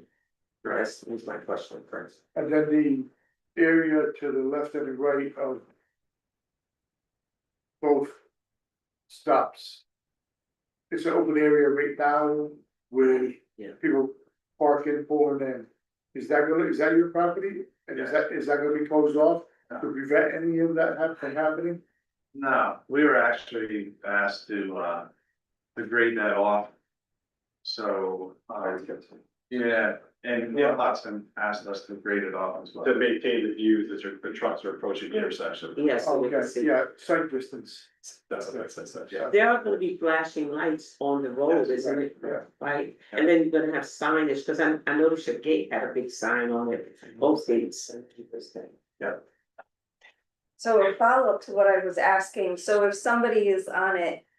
That's not supposed to be, and portions of the road are in the city of Hudson and some portions are in Greenport. Who, like, say it doesn't involve another car, so say they go off the side of the road or something and. They're saying that it was, the road wasn't built properly, or there wasn't who was responsible? So, okay, Yes, so right. it's a risk that you're assuming by having this open without kind of, okay. Yeah, yes, sir. Yeah. And then it would be trespass on the offender because it's supposed to. Correct. Outside the parking. City would never be involved in any of that. Well, everybody gets involved in it. It's built to a lawsuit. Yeah. That's true. It's, yeah, that's another question. 9, it's 9, right? That's in Greenport. Now, there is a gate on one portion of it. Going out of Hudson to your left. You do have a gate closing that portion on it. Yes. But then there's nothing because it travels through And we get on. an area. There's a gate on It's the up on the right? right side. Oh, I haven't seen it yet. Okay. If you're talking about 9, that's the gate to the quarry, Right, which is probably the first one open throughout the day, so it's mostly always open. And then you don't really enter a haul road, until the other side of it. we could put more signage. And that gate doesn't open sometimes till after 7. Right. I know, I guess about it. I mean- 7:30ish maybe. Sometimes. Do you think no signage? Like, No. no commercial vehicles, no pedestrian vehicles, no? It's part of the state of the law. Oh, that's what you do have on their private property, gotcha. And trespassing. How often are you loading the larger barges, the 8,000? I guess it's the ton, but dead weight barges. Last year we did probably 6 to 10. So. And those are like 4 to 10 feet long? They're well, no, they're 350 by 75, or are you looking at them? I am. Okay, well, don't challenge too much, but I'm gonna say it's gonna be in the 350, but they're probably a little wider than what you You want. wanna show it to us? No, because I just looked at the difference between those size barges versus the smaller barges. But The let us, 1,000-ton can we barges. see it? I'm not looking at the picture, I'm looking at words. So, Okay, you're very close, yeah. cause those are, the smaller barges are only 175 feet. Yeah, by 35, yeah, Right. right. And the larger ones are what? The larger ones are about, what it says it's about 410 feet actually. So they're almost, What are they saying the width? I don't get the width, this Should be at least 7. Because, well, my question was like, Okay, yeah, yep. and I was just asking that because we touched a little bit on potential maritime dangers, and I just thought that, you know, those larger barges that are obviously, they block more. Because they have more visibility when they're coming in, they block more, and obscure more visibility when they're coming in and going out. Right. And so you say you do those like about 10 times a year? Yeah, it all depends on the job, Right. you know, and how they wanna transport, and we just accommodate accordingly. Are there any, so other than the tow vehicle that brings them in, who else manages the safety of when they come and they dock? Like, are the river police out there? Are there any, it's just the barge operator and the tug? Well, the Coast Guard watches over all of it. Those are the regulations they have to follow. Right. And between, you know, we're watching out for our best interest Right, and how they operate coming in. right, Because we don't want damage, we don't want accidents. right. So it's a combination of. But the Coast Guard's not there. They're not physically No. there at the. No, I mean, sometimes they dock there, Right. they use the dock and Yeah. property, but no, they're not policing every door. But even if you only do 8 to 10 a year, we have to imagine that you're doing a lot more than that, right? If you were operating at maximum capacity. So I don't know, Randall, you'd have to do the math, but it would probably be many more times that. So when I was there were 2 barges, and I've seen it otherwise from the park. Parked, you know, one next to the other, so they're going out into the river rather than like this. Could there be more than 2 at a time? Sure. How many? Depends on the width, but up to 3. Okay, then they'd be coming out even farther into the river. And then could there also be, so there could be 3 widthwise going out into the river, and then could there be more behind that? Absolutely. So there could be a total of 6. Depending on which size, sure, Okay, so a total of 6 more. barges could be more. or more. What is your limitation for how far you The can go channel. down? The channels. You can't go into the channel. Correct.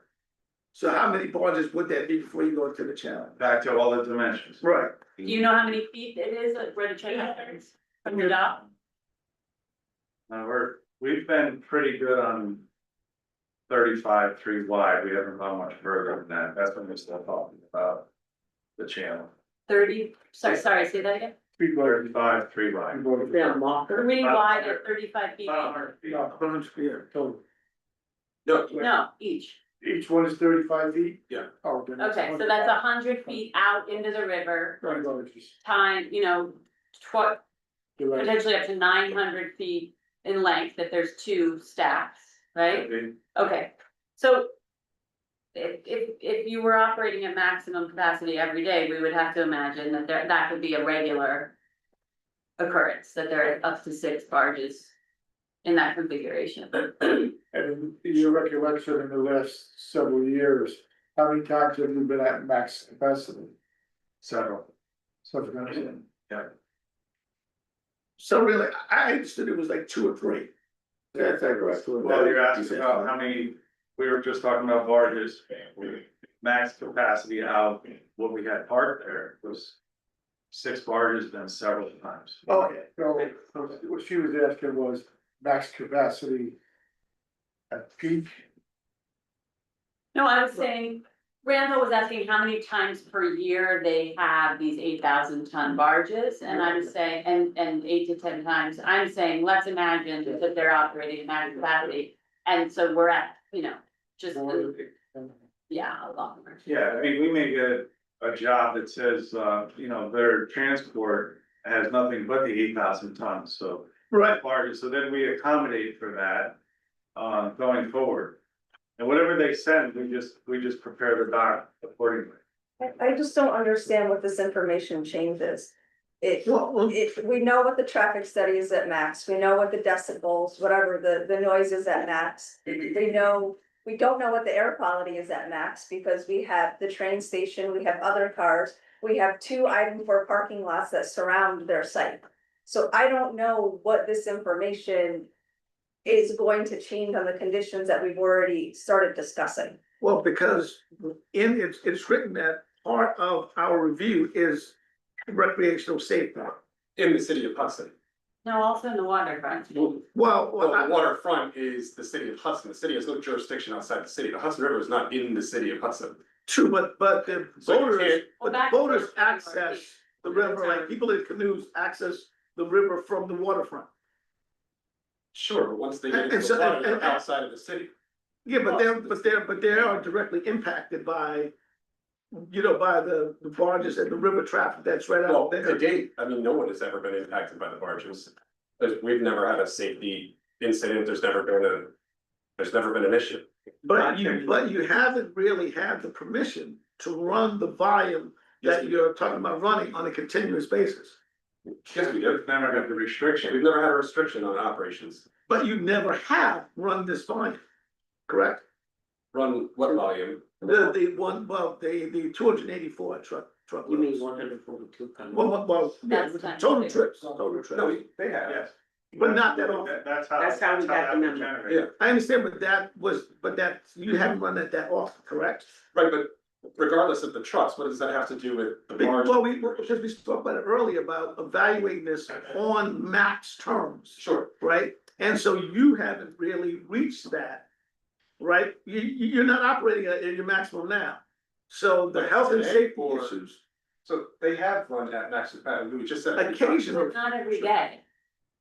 Right, right? So, but your, I don't know. but our evaluation today is to base conclusions on running that, on that maximum value every day. correct, so They noise do. maximum, trucks maximum, Like barges. safety that's nothing impact to do. maximum. Yeah, right? Sure, so what is the Okay. concern with the barges? How does that affect safety? What is the question? I'm just wondering, with, you know, with those kinds of large ships now in the channel, that multiplier, with this sort of multiplier that we have, will this or can this have an effect on small navigable So watercraft? That's outside of our, Yeah, so when they talk about safety, we kind of stop where the water meets the Yes, edge I understand. All here. right. So loading, unloading, if there was some conflict between a kayak station and the barges, those things. But once it gets into the water, the planning board doesn't have jurisdiction anymore. Even the wakes and things that affect people that, you know, are the small watercraft people, like we have a canoe rental facility down and people regularly canoe right next to that dock facility. well, they're not canoeing in the city of Hudson. Well, but Right, again, you're saying that they're in the waters. Well, I don't know where the city line actually ends. It It's might the be mean, the city. of it's the Hudson. mean high water. But The state of New York owns everything from the mean high water mark through the underneath the Hudson River is the other side. And that's But no governed by jurisdiction. OGS. Well, in some communities, actually, it's Hudson, but Yeah, when I see that on the river, for some reason, I was looking at something, and you're right, that the demarcation of Hudson in terms of between. Our County- prop, so our property line would be the last technical lot or Rick's point to the mean high water mark. Right, Right, and where do you estimate that the mean water mark is? I mean, it is where it is. I mean, you can calculate it. is it on your plans? No, because, We didn't have any plan of. yes, Where are you estimating that it is? What did you estimate, because I just, I have no- approximation. I have no idea. Well, we can have that added. I mean, Sure, I could add the mean high water mark to the site plan. Well, it is kind of relevant in this particular case. If you're saying that our purview of regulation goes up to there, is that what you're saying? So what I'm saying is it does not include boating or shipping on the Hudson River in any way, shape or form. no, but it does include encouraging the development of water dependent uses. It does include maintain and improve public access to the shoreline and to water related recreational resources. It does include encourage and facilitate water dependent and water enhanced recreational resources. It does include protecting the resource of the park and the entire waterfront, which means that people want to use the river to boat, they want to have a nice view, and that we're supposed to protect that. The impact that you have on all of those things, that That's is. what we're here to do. It does not include the barges on the Hudson River. Yes, it does. If that impacts people in canoes and kayaks and people using the shoreline that connects to the city of Hudson to do those things, it does include that. Yeah, we're not talking Well, about, even if we don't agree on that, there's never been a safety incident on the Hudson. It's not just about safety. on the Hudson River, It's not just about It's safety. With our that is not barges, true at all. with our barges. It's not just about safety. And then what else is it about that? Just so I know. I really feel like everybody should have a copy of this code. I mean, it's about protecting a million things other than safety, including the economic development of the core riverfront, including the use of the park, including the welfare of our residents, including recreational use, all of those things. For Our purposes of impact. this application, it's only the health, safety and welfare of those recreating on public facilities, which is Rick's Point Park, which is where the screening comes into play, which is where the noise. That And comes which into is play. where people go into their canoes to. And recreate. once they get into the canoes, that's Yes, neither but- our jurisdiction nor the planning board's Yes, jurisdiction. yes, but I think the biggest thing, I understand what you're saying, these barges can potentially have an effect on people using the water. But I think what the problem is we're being told that we can't have control over the things that can potentially affect.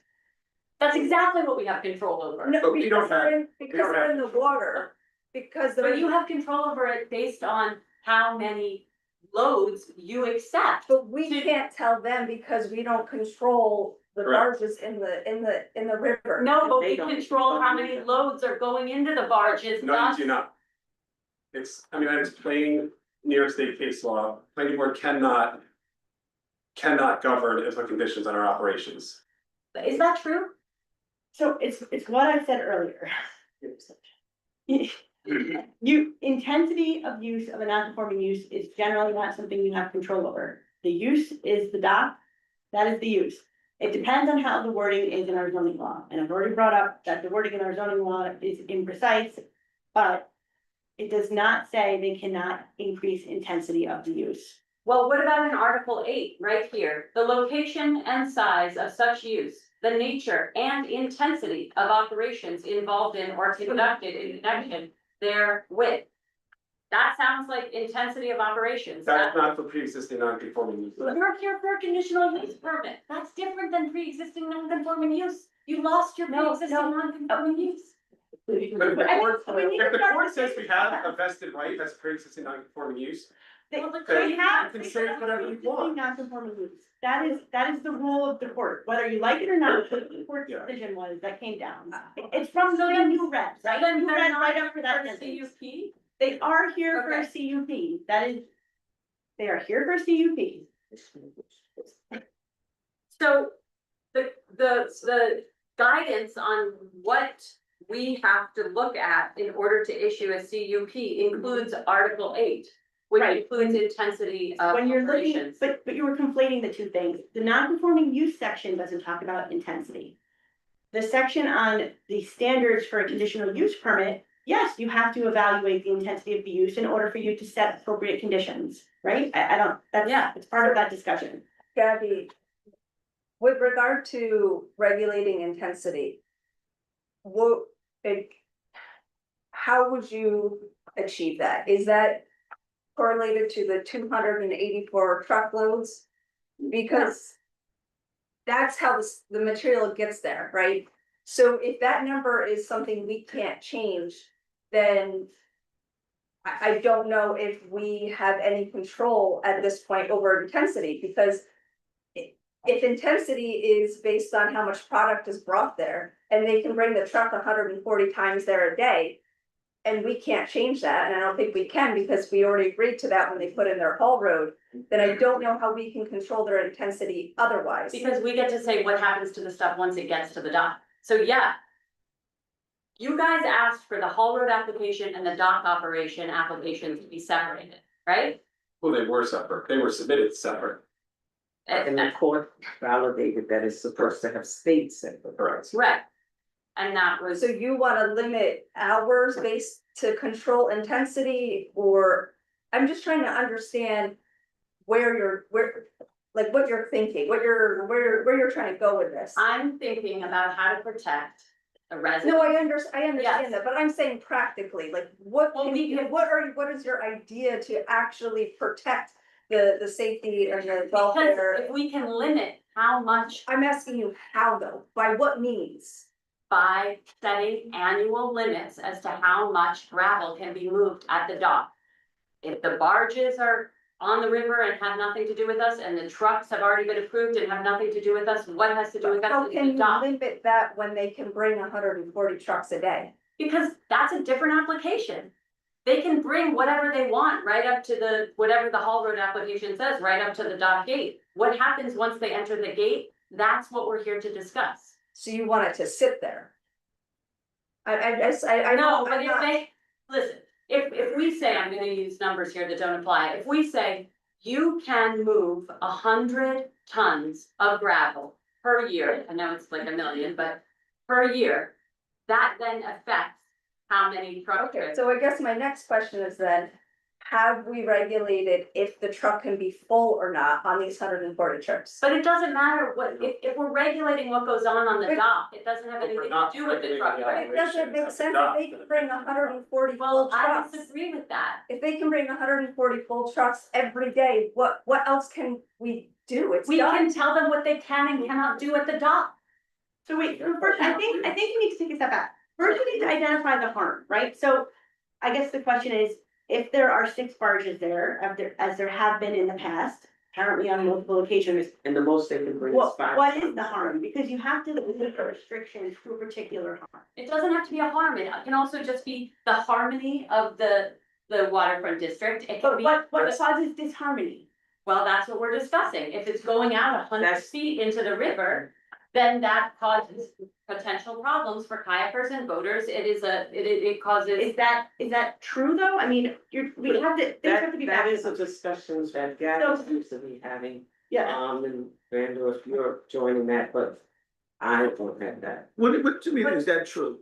I mean, she said that it impacts kayakers and I'm asking, is that a case? Have we had complaints from kayakers that they haven't been able to get past the We- barges? I don't have that in the record. But that's Right? because they're That's my not question. operating at maximum capacity right now. We're trying to talk about if there were 6 barges there every day. And we're also talking about being at the river and looking out and seeing 100 feet of barge going out into the middle of the river. When we have a gorgeous view and we're bringing in tourists and we're developing it and we all use the park. This is all part of what we're supposed to be reviewing. I don't get why it's so confusing. Well, it's not confusing to me.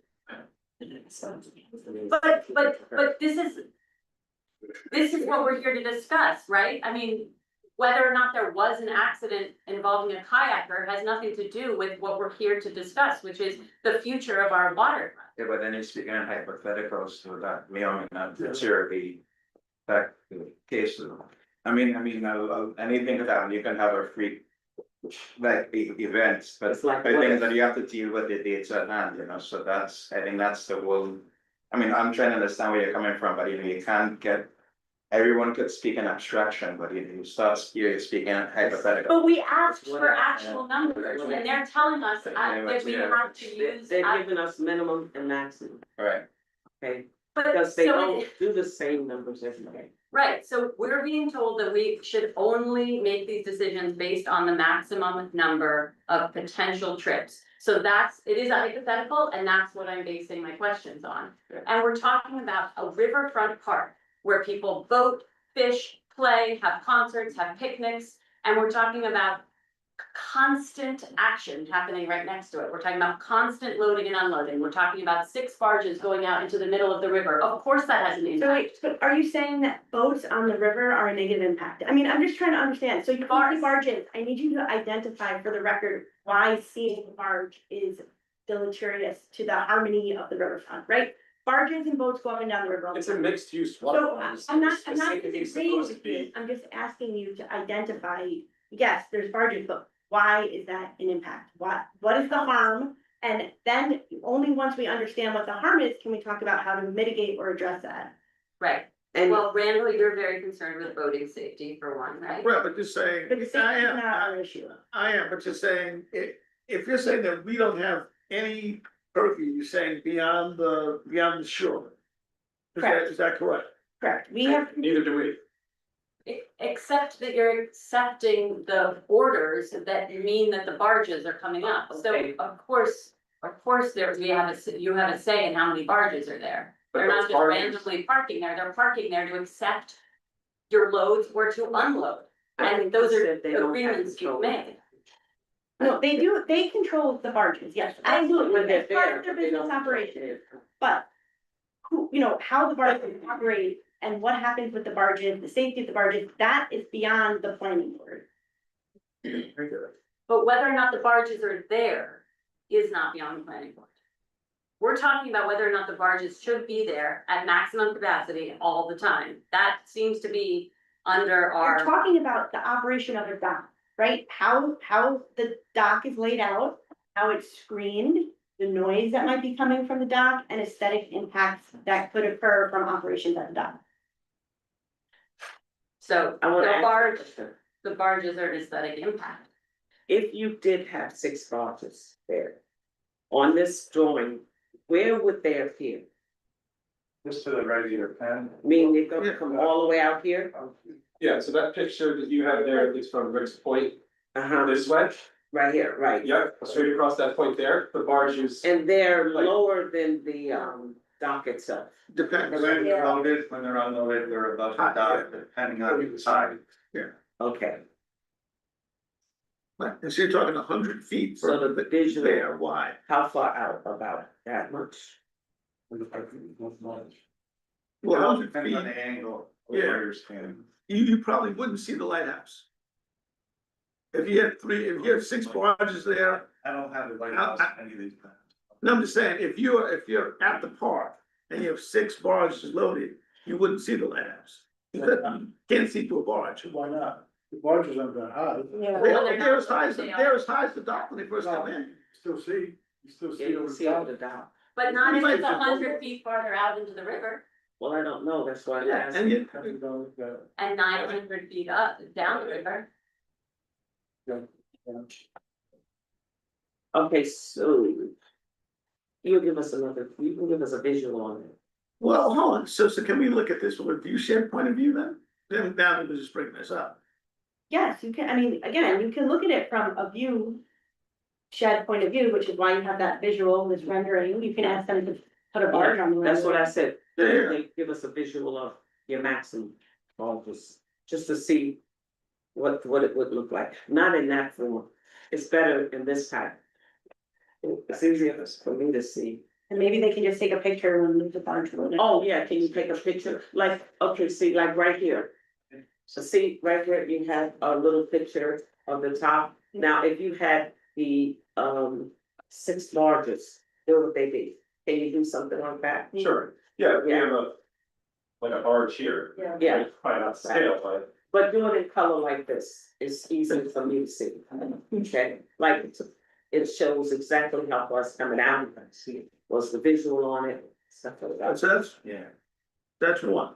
and so, no, this is just. Oh, that's the. Because I, like So I I said, when think I we're gonna reviewed see the operation and one since part I've there, been on the sport, I've gone down there, but you're not looking. 35. I've only seen you operate twice. 35. Another, but it's sort of. And I think I didn't see any larges, I just saw the, See right here. the whatever, may have felt loading something, but I could not see the larges. I guess it depends on It's not the guy's hand, let's say. Right, but you see my point though. When you were there. It does alter the view shed for sure. Right? You would agree with that? We'll get a look at it and see if we can get a render. Veronica, when you were there, I'm just saying, just want to show, it does alter the view shed. I mean, Okay. how much? But it does for sure. Veronica, when you were there while they were operating. There was a barge there, yeah. When you were there, Gabby, were you there when they had a barge? Yeah, there were 2. Okay, did Yeah, I you, believe so, I think. just Yeah, two side by side, Oh, side by side, or two length, can you? Side by side. Not, Okay. not much. All right, and when I've been there. Yeah, yeah. Once, twice, I think we had Not, one barge, no, one not a time. lot of it at The all. other times I especially from Birmingham, and I didn't see the barge at all. The I only barge, could see what was being loaded, but I could not see the barge. No, I agree, and the average, if there's one, you're barely gonna know it. Yeah, but I didn't see, what I'm saying is, I don't know how many barges they had, because I couldn't see any. All I saw is loading down to the ground, I couldn't see the barges at all. Yeah. We can try to put something together, give you a better view. Yeah, just give us a better view of your maximum, like you said, 6. It can't be 6 8-ton barges, you can't fit 6 of those in there. No, so whatever the arrangement of 6. They're constantly all different sizes. Yeah, so I'm just using a yeah. number of 6, it Right. could be more, it could be over less. All right, well, give us a view of your maximum, But you're saying that you are not. You determine that the configuration of the barge is based upon your load in your order. Right, so whatever you gotta load and unload, that's, They tell us what's coming at us for barges. We bring the material down to load it. I see. So they don't have like, So you're saying you wouldn't even have control? no, They said that. So if someone says, hey, I'm sending 8 barges down to the Hudson dock, yeah, that is what it is. well, no, not if they don't fit, we're gonna tell them, you gotta adjust the order. They are accepting the We're- order. We're working in the confines of the dock, in the area we have to work in. Right. If somebody said we're sending 8 of these 400 footers and they're 100 feet wide, they're not gonna fit there. Doesn't make any They sense. have the ability to turn down. Yeah, but Yeah. you also do have the ability to say, no, Correct. you know, we don't want that, we don't want that one, or you gotta do it in stages. Correct. Okay, you know, we can continue this conversation because I just wanted to go over the, doc, operations, hours of operations. I don't know if you all saw it, that they're willing to close the dock on, right now, the dock operation operates from 7 a.m. to 7 p.m., Monday through, 7 days a week. Right. So they're saying that they're willing to close it on, allow it to work 7 to 7. But they're gonna close on New Year's, Christmas, Thanksgiving, Labor Day, July 4th, and Memorial Day. Wow. The major holidays. So,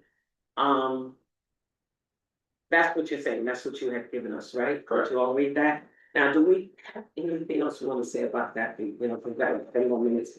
I just wanted to ask, because I'm trying to figure out how, and it might come out with some of this conversation that just. And this is for me, you know, when I looked at the operation, and I understand that, closing it. All the same time the truck stop shop, now I fully understand. That the operation on the dock is kind of separate, in other words, the trucks just bring the stuff there. And that the operation is what you do. And that's why you need to be able to operate the dock when the trucks are not. There, because now are they the same person, you know? People that drive the truck, do they get off and then come to the dock? Okay. Not normally, okay, so, I was saying that because, and totally from aesthetics. Because I was down there. Would you consider?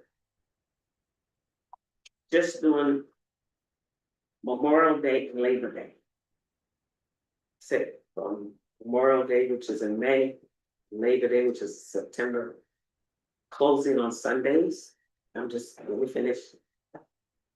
And limiting the operation from 7 a.m. to 12 noon on Saturdays. That's one thing, would you consider that? I mean, would that impede your operation that much? Cause I know, I was down there, ever since we had the last meeting, I tried to go down there about 5 o'clock, 6 o'clock, and it wasn't working. Honestly, nothing going on. So I was sort of, you know, I don't think they do anything, but like you said. It provides the flexibility. It's a flexibility, yeah, it gives you flexibility. So I'm just asking if you can reconsider. Closing during that season because of the height of activity on the waterfront from Hudson. During that period of time, that's when the park is in full blown, all kinds of activities, I think they have movie night. You know, a lot of things are going on, the days are longer. And I don't think on Saturdays, if they're gonna have a festival, usually after 12. And Starts. we can talk about that. Or can we, you know, work out a deal where if there's gonna be something big, a letter can be written and actually would you stop that operation? It's just aesthetics of when your attention is looking that way.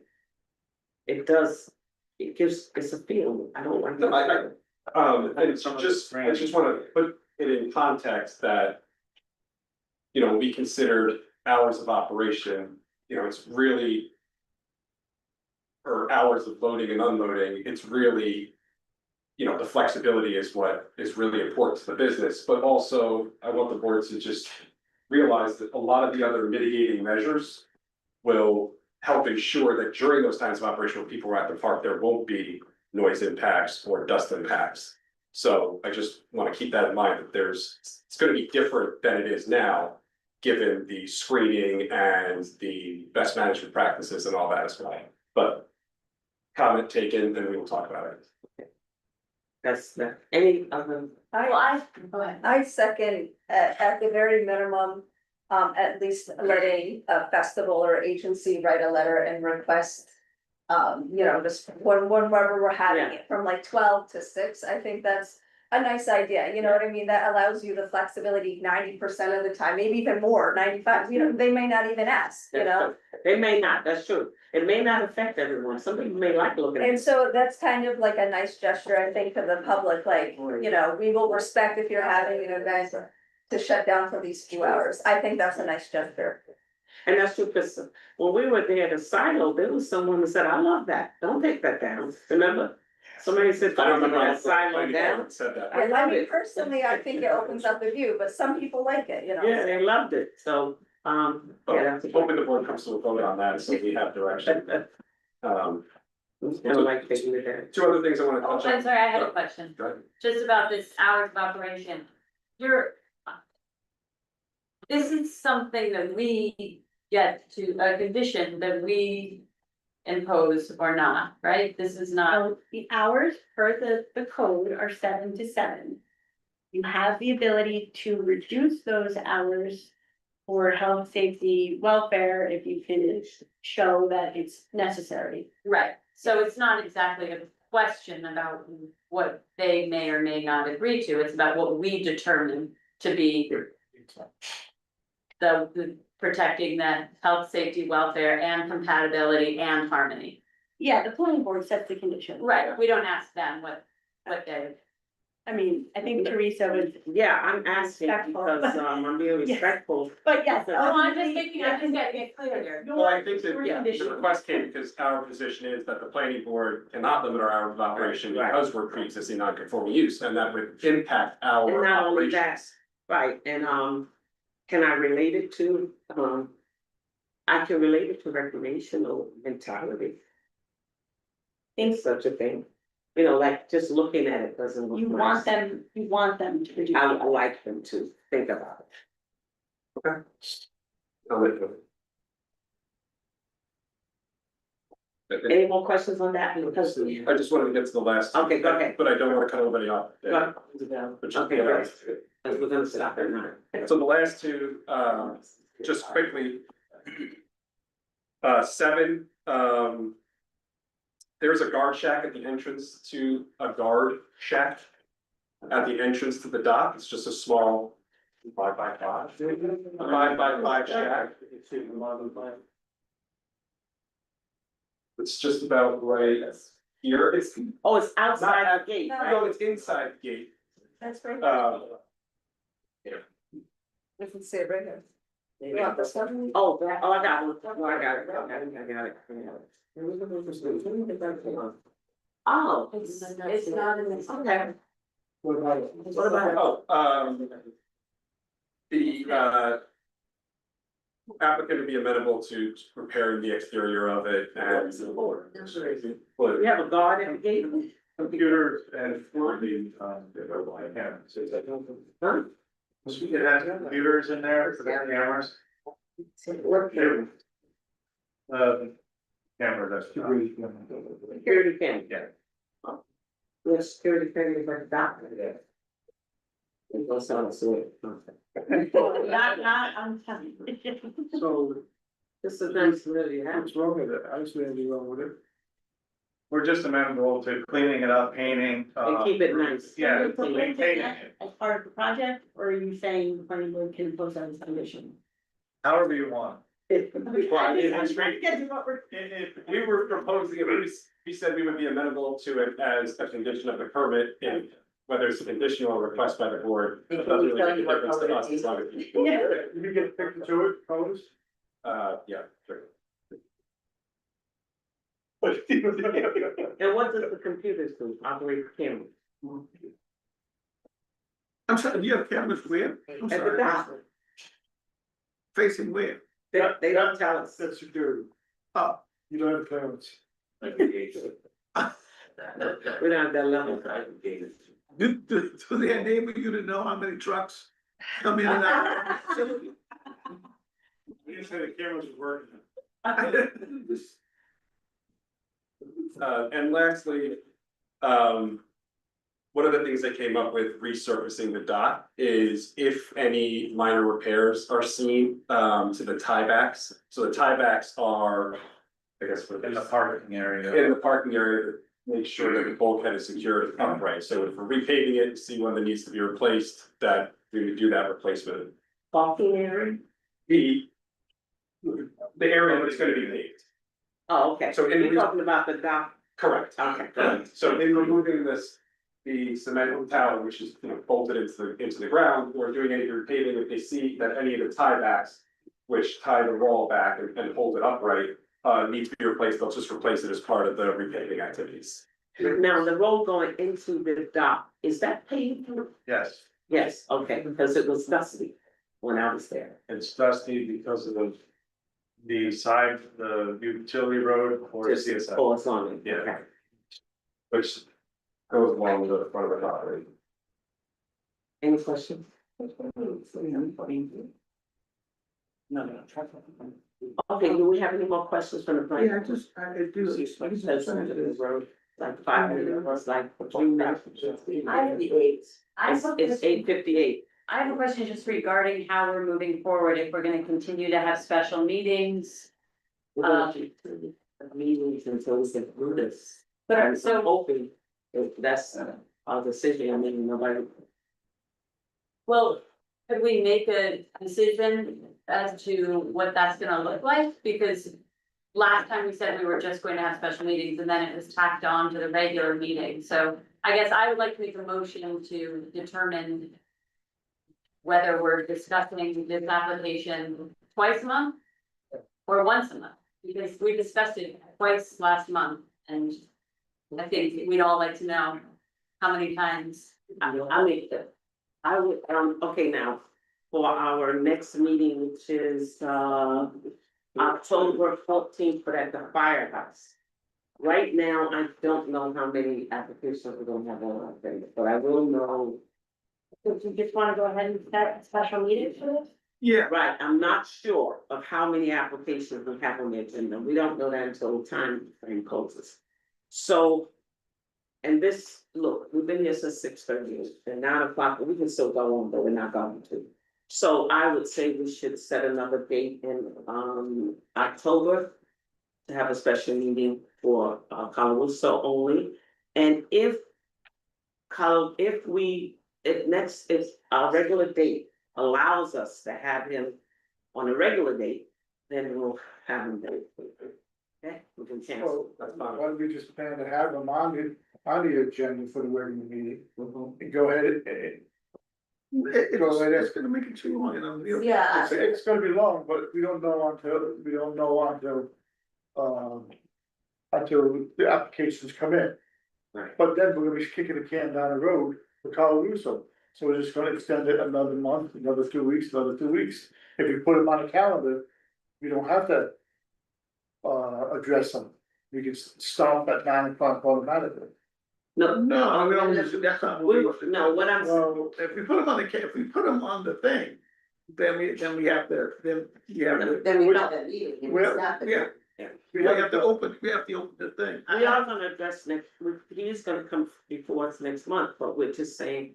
Should we have to schedule a special meeting, a different date from our regular meeting?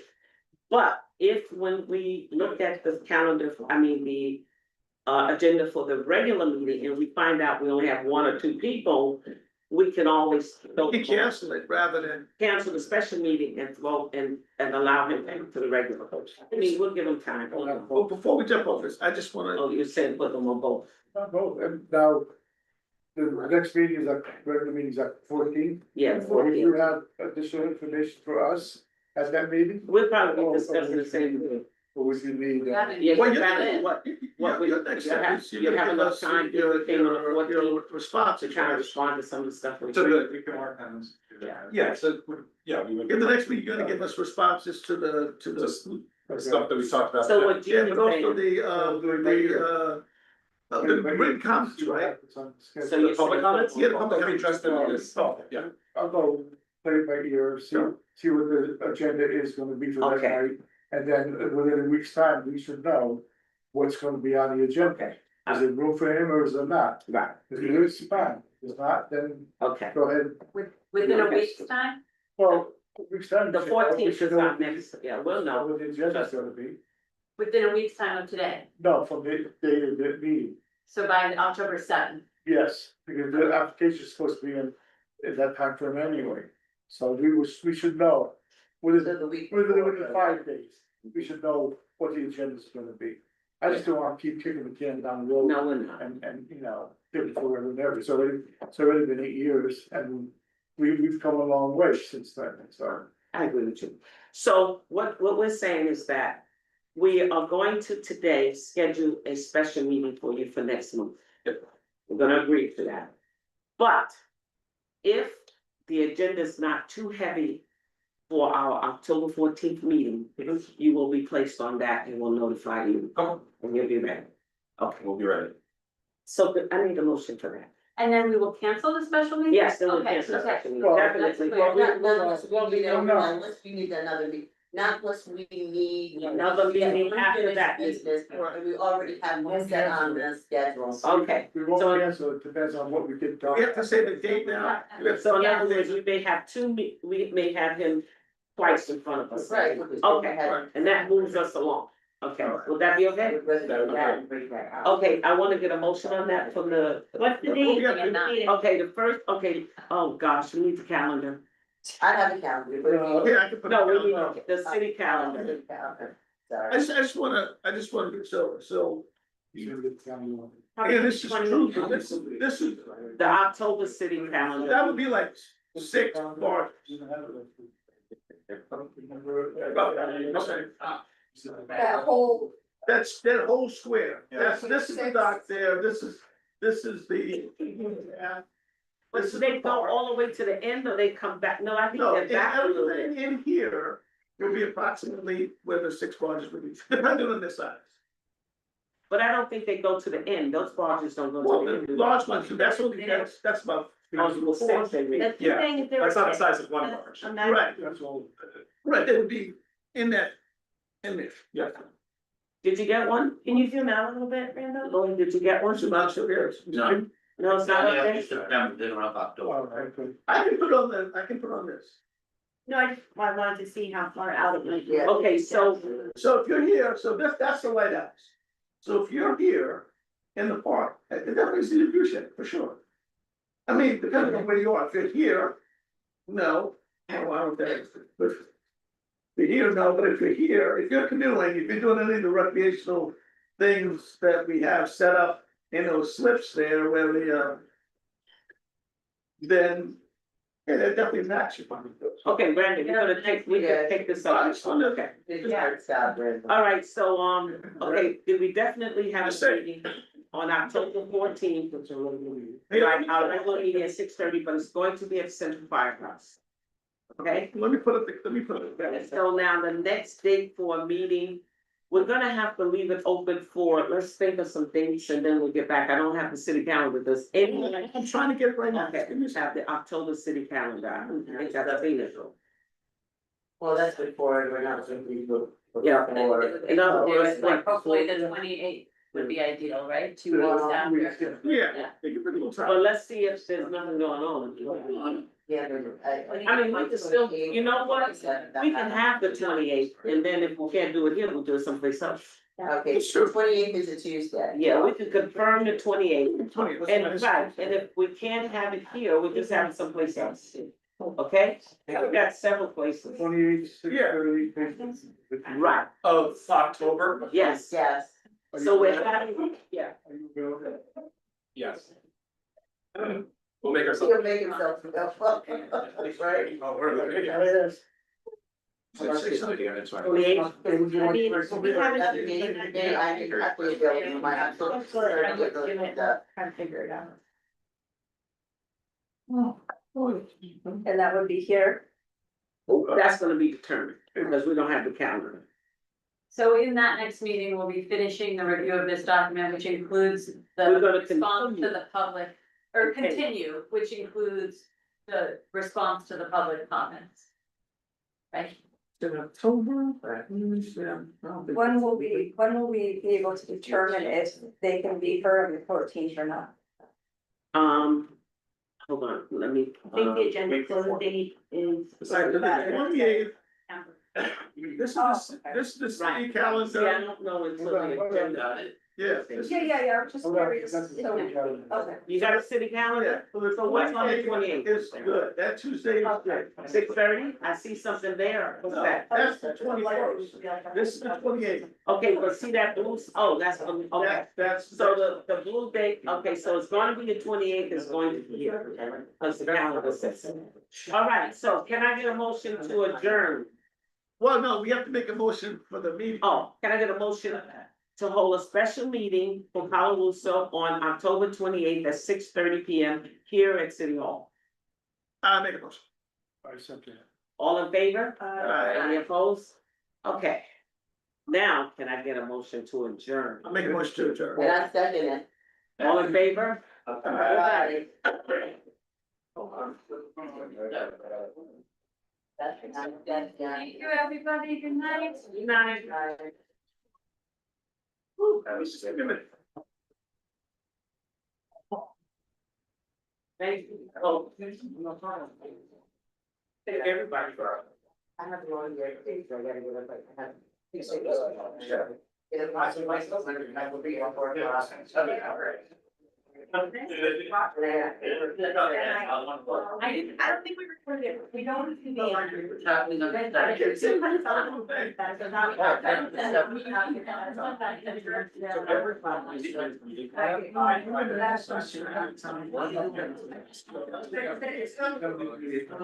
Yeah.